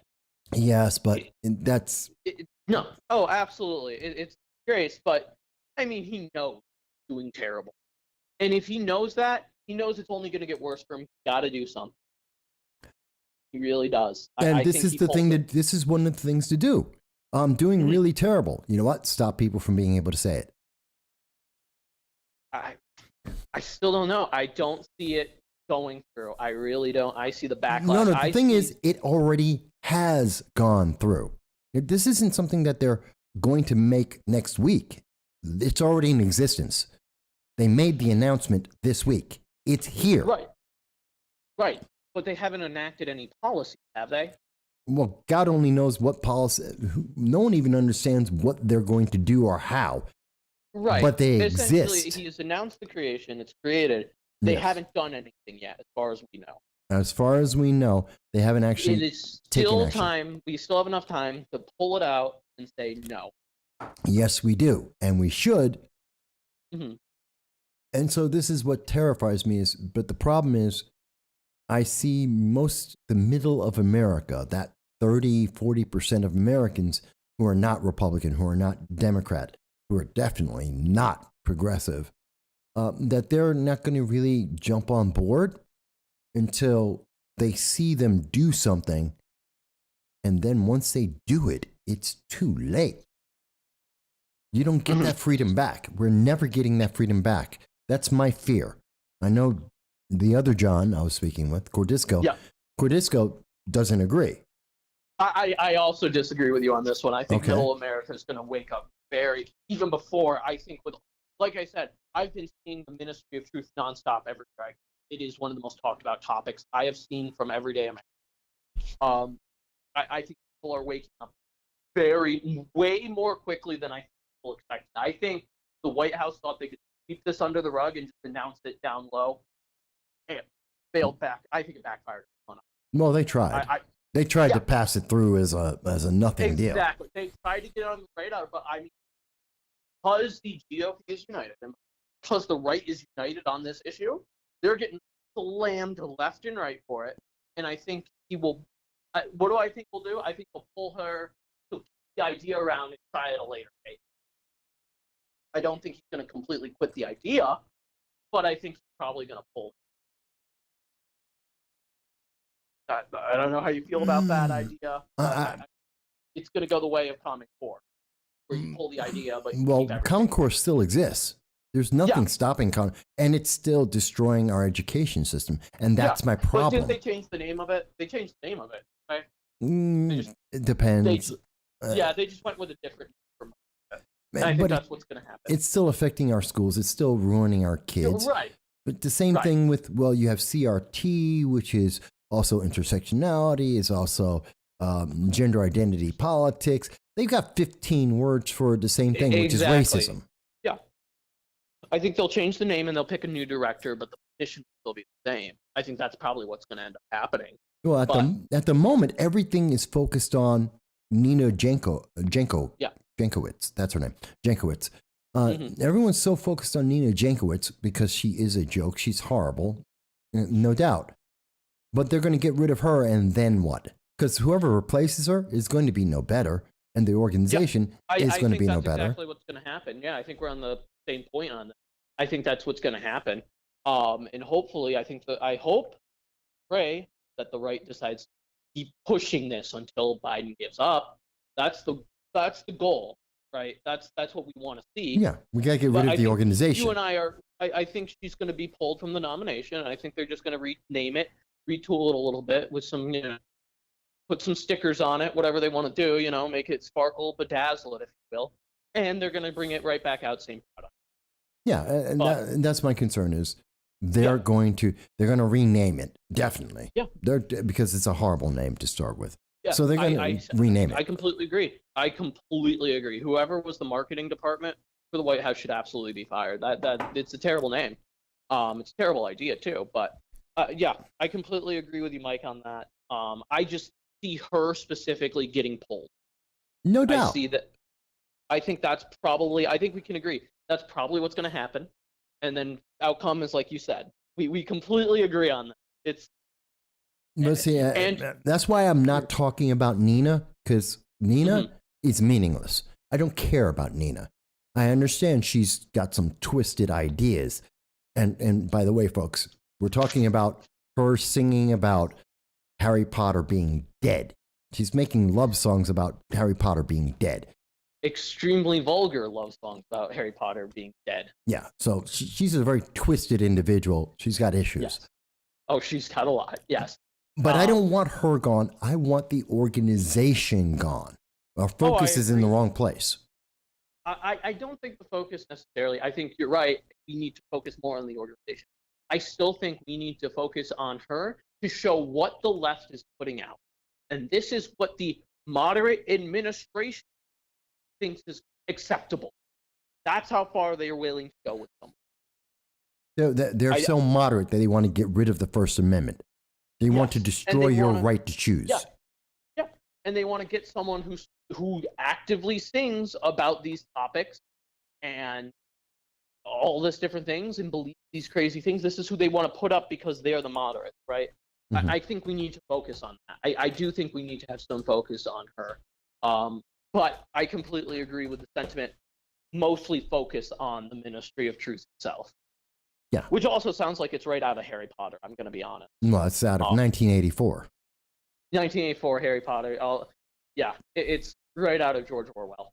It is insanity, but I appreciate you having me on, Mike. Absolutely. Always do. Absolutely. You keep up the show. I'll be watching. Mm-hmm. Hopefully your audience got something out of our discussion, all right? No, it seems like they did. I'm seeing the comments, so absolutely. All right, awesome. Have a good one, Mike. Thank you. So, folks, yes, you too can call in and set your points of view. 607-242-1582. You can tell me what you agree or disagree with. Do you think it's more important to get rid of Nina Jankowicz, who is the head of the Disinformation Governance Board, or do you think it's more important to get rid of the board itself? Do you think there's enough of a backlash coming across America to get rid of this now, or are they going to linger and still be around and people will try and get rid of it after they do something? They strip someone of their First Amendment rights, some organization, some platform. Which do you think is going to happen first? What do you think? And how do you want to react to that? Do we just replace the Nina and get someone else who's less bizarre in that office? Or do we rename the organization and give it different rules and still let it exist? Are we going to use a Ministry of Truth light? What do you think are the answers here? And I look forward to seeing your comments both on YouTube, Facebook, also in calling in 607-242-1582. So I want to catch up with some of the comments here. So as I was speaking with John, the second call, I see that Dal had mentioned they're going to make TikTok for the kids. The danger is that in awakening the American populace, is freedom going to be restored by utilizing the traditional constitutional system, or will they redesign themselves to restoration through escalation? Mike Bowie mentions Biden's approval rating is deliberate. He is being set up to fail. They're dragging it out as long as they can. I mentioned that Kamala won't do better. Mike Bowie mentions exactly another simple-minded puppet to distract us with. Dow mentions that I think there will be something that graduates both Biden and Kamala right out of office. More than likely, we'll see a desperate attempt to primary in some sort of charismatic moderate to save face. Okay, so let me answer a couple of those comments there. So as we have said on this channel for a long time now, we believe that Joe Biden won't make it to 2023. That we're going to see somewhere after the election in November, we're going to see Joe Biden get the 25th Amendment used against him because he is losing his mind, and Kamala Harris will take over. This is in an attempt to try and give her the opportunity to win for 10 years in office. I don't think that'll work, but that's the attempt. So we're going to see Kamala Harris take over in January of 2023, and she'll be the head of the Democratic Party and going into the 2024 election. She'll be the first woman of color and woman as president. And this is their way to backdoor her in, which makes it, and because she's the first, you'll be sexist or racist to try and vote against her or to run against her. That is the plan I think the Democrats have had since 2019. That being said, okay, so we have that. At the same time, we know that progressives believe in shutting down people's ability to speak. They do not believe in free speech. That's why Twitter exists as it does right now. They do not believe in free speech. We've seen that with Facebook. We've seen that with Twitter. We've seen that with YouTube and Google. They want to shut down people's voices. I don't think that stops. This organization is there simply to put the fear of government in front of people. It's kind of like Merrick Garland with the FBI going after parents at the student school boards. It's the fear of the government and its power. Now, unlike, say, the FBI, unlike the Attorney General, this group in the Department of Homeland Services, the Ministry of Truth, they have no defined powers. There's no limits to them. And that's the big problem. There's no limits. Yes, we don't know what they might do, but we also don't know that they have any limit. And I'm afraid that they're going to do something before people take action. So, is this another simple-minded puppet? There will be another one. Whether we have Nina, whether it's Kamala Harris, doesn't matter. There's going to be another puppet. The bigger problem is, what are they going to do to the First Amendment? We've already seen for decades now, they've been trying to get rid of the Second Amendment, and they have weakened it significantly. And now they're coming after the First Amendment.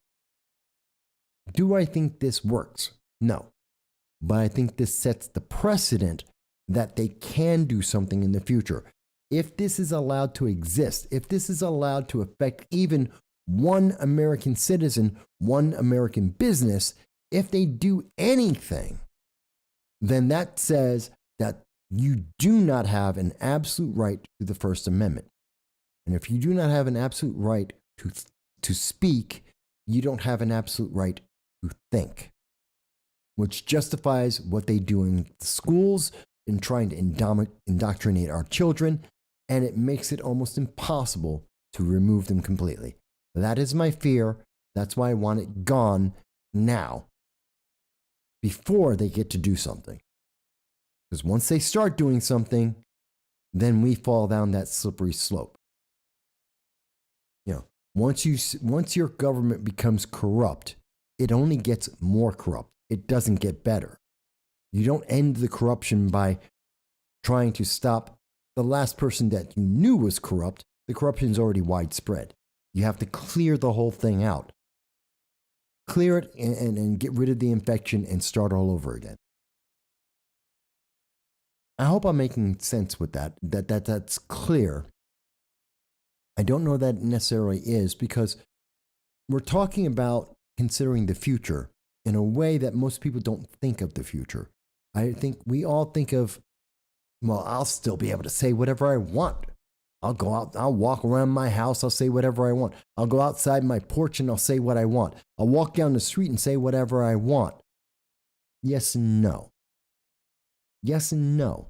Because you're not going to go to your job and say whatever you want. We already know people can't do that now.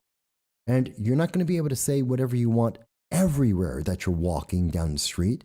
We've already seen that too.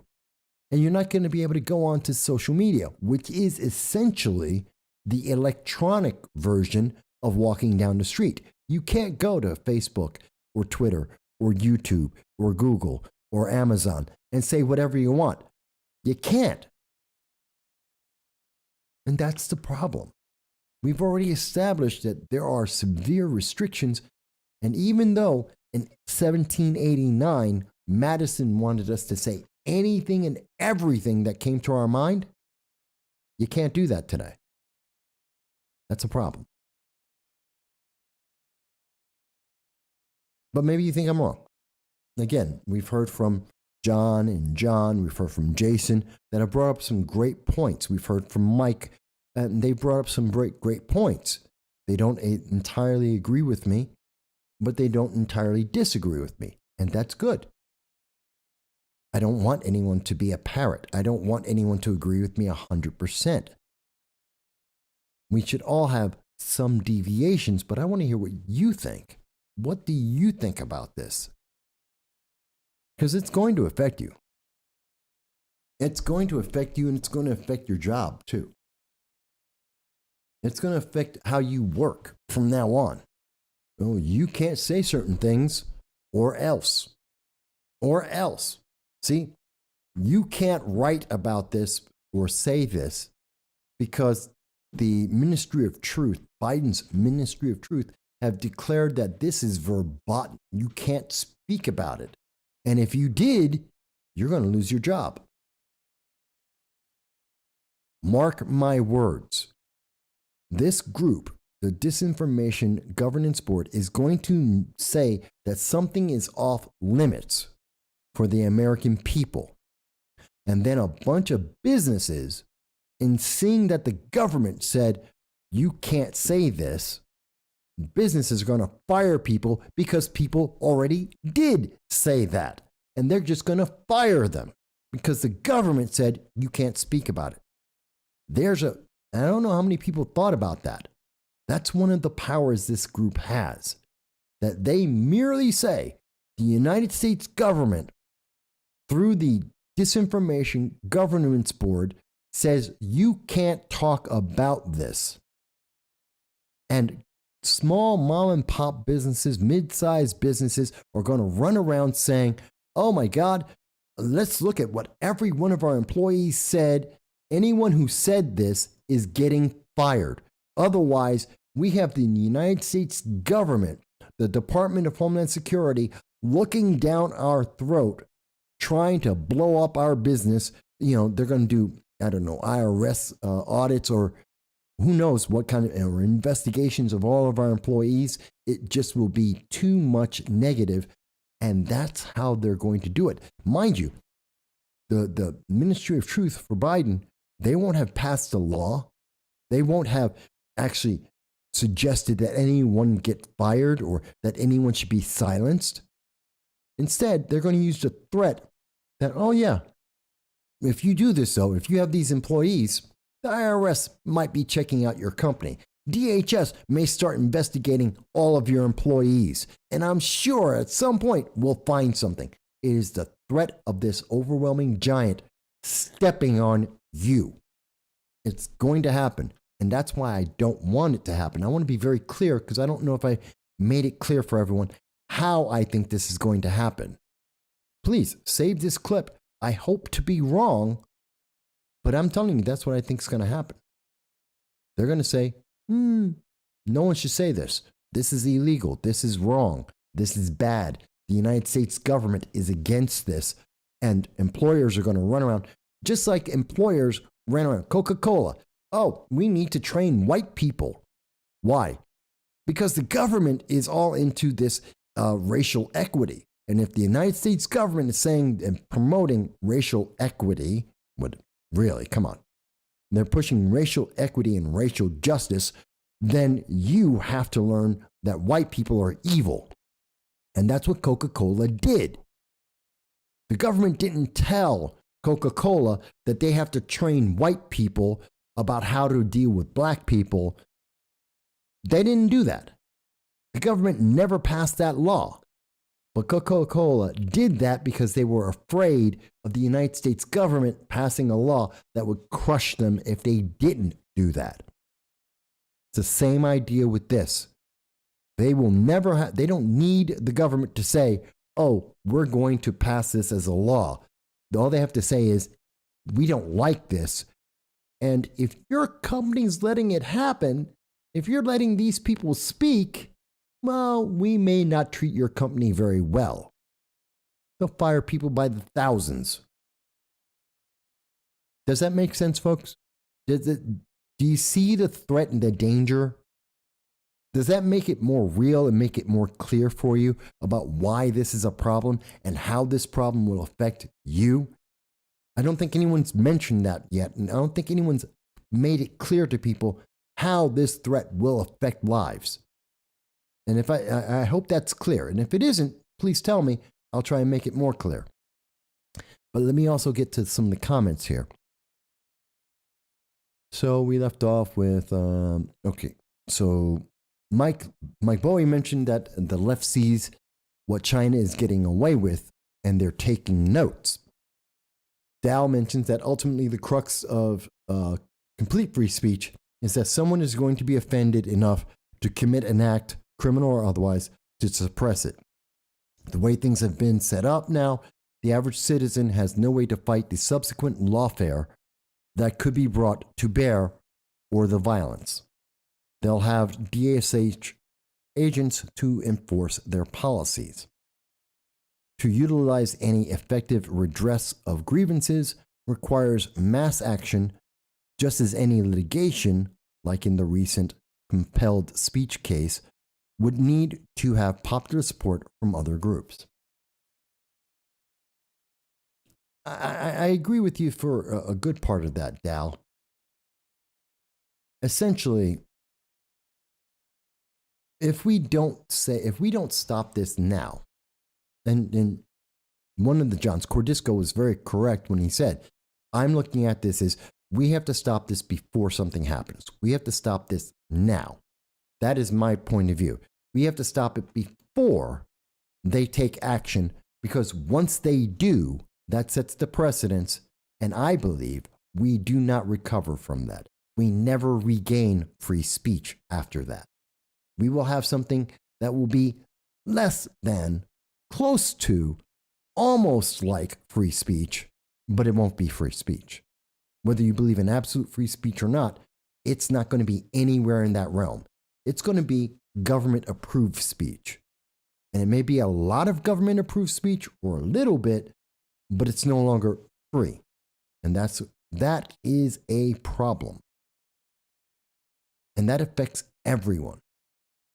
And that is how we become an authoritarian government. And whether that happens overnight, or it takes 10 years, or it takes 20 years, doesn't really matter. The moment we don't have that free speech, we lose everything. User has been banned mentions that this is huge. They were already doing this through companies who run the internet. The fact that they want it in our face means that they have plans for a major crackdown. Dow mentions that this may be, but I'm talking about the way the system is set up now. It already is like this now and will only get worse with this new DHS department. Well, it's not quite like that now. And I think it gets far, far worse. Yes, now you can suggest things to companies, but not every company does it. And companies have limits and they will retract if they get some bad press. It's not the same thing as the government pushing them and saying, oh, but you must, or else.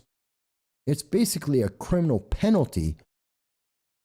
Right now, it may be a suggestion, but once this organization, this Ministry of Truth takes place, it no longer is a suggestion.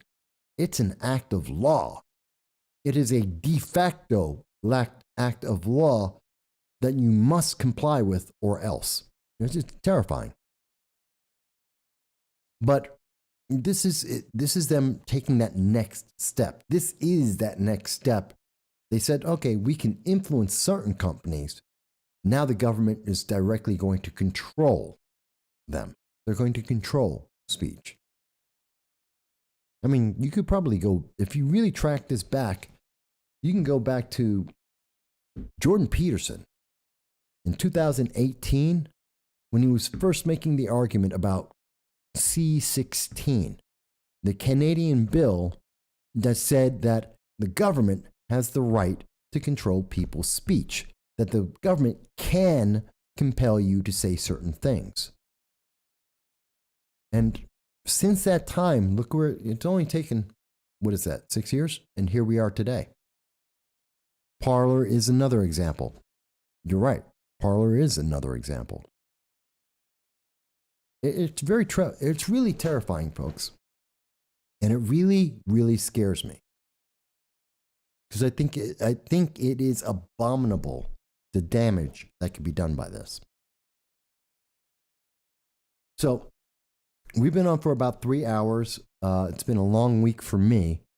But the phone number is 607-242-1582. And I know we've been mostly talking about this one issue today, although we talked a little bit about New York State and the redistricting, which we are seeing in 5 states right now.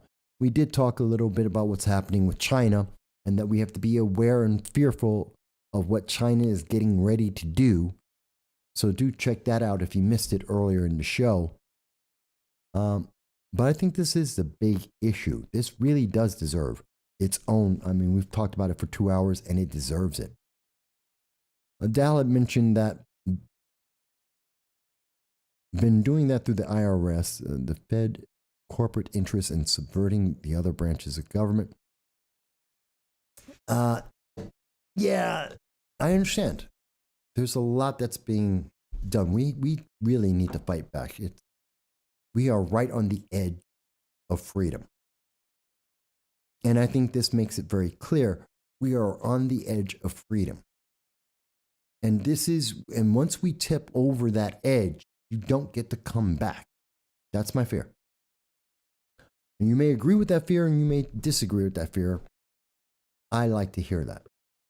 But what we're going to do is I'm going to take off. Obviously, if you've seen the show, leave your comments. Even after the show, we read the comments, and I want to hear what you have to say about this. What do you think? Do you think we can come back from this? Do you think this is something that we can recover from if this disinformation governance board, if they start attacking American citizens, they start attacking American businesses, do you think we can recover our nation from that? Or do you think we go down a rabbit hole that we can never get back from? I look forward to hearing what you have to say about it. Does it matter to you who is in charge of this organization? If they pick someone else who isn't Nina Jankowicz, someone who's sane, does that make a difference to you? Or is it still a problem? I want to hear what you have to say about that. I look forward to hearing your thoughts about that and also what China is doing as they're preparing to attack Taiwan and what's going on with North Korea as well. So I'm looking forward to hearing everything that you guys have to say. And I ask you to join us not only next Sunday at 2:30 p.m. Eastern Standard Time. You're always welcome on this program, but also to check out what we're doing throughout the week as we're talking this and many other issues. I really do appreciate every single one of you, everybody who's here on the program. And we're a little bit short today, but I want you to just be well. And I'm looking forward to hearing from you all again very, very soon.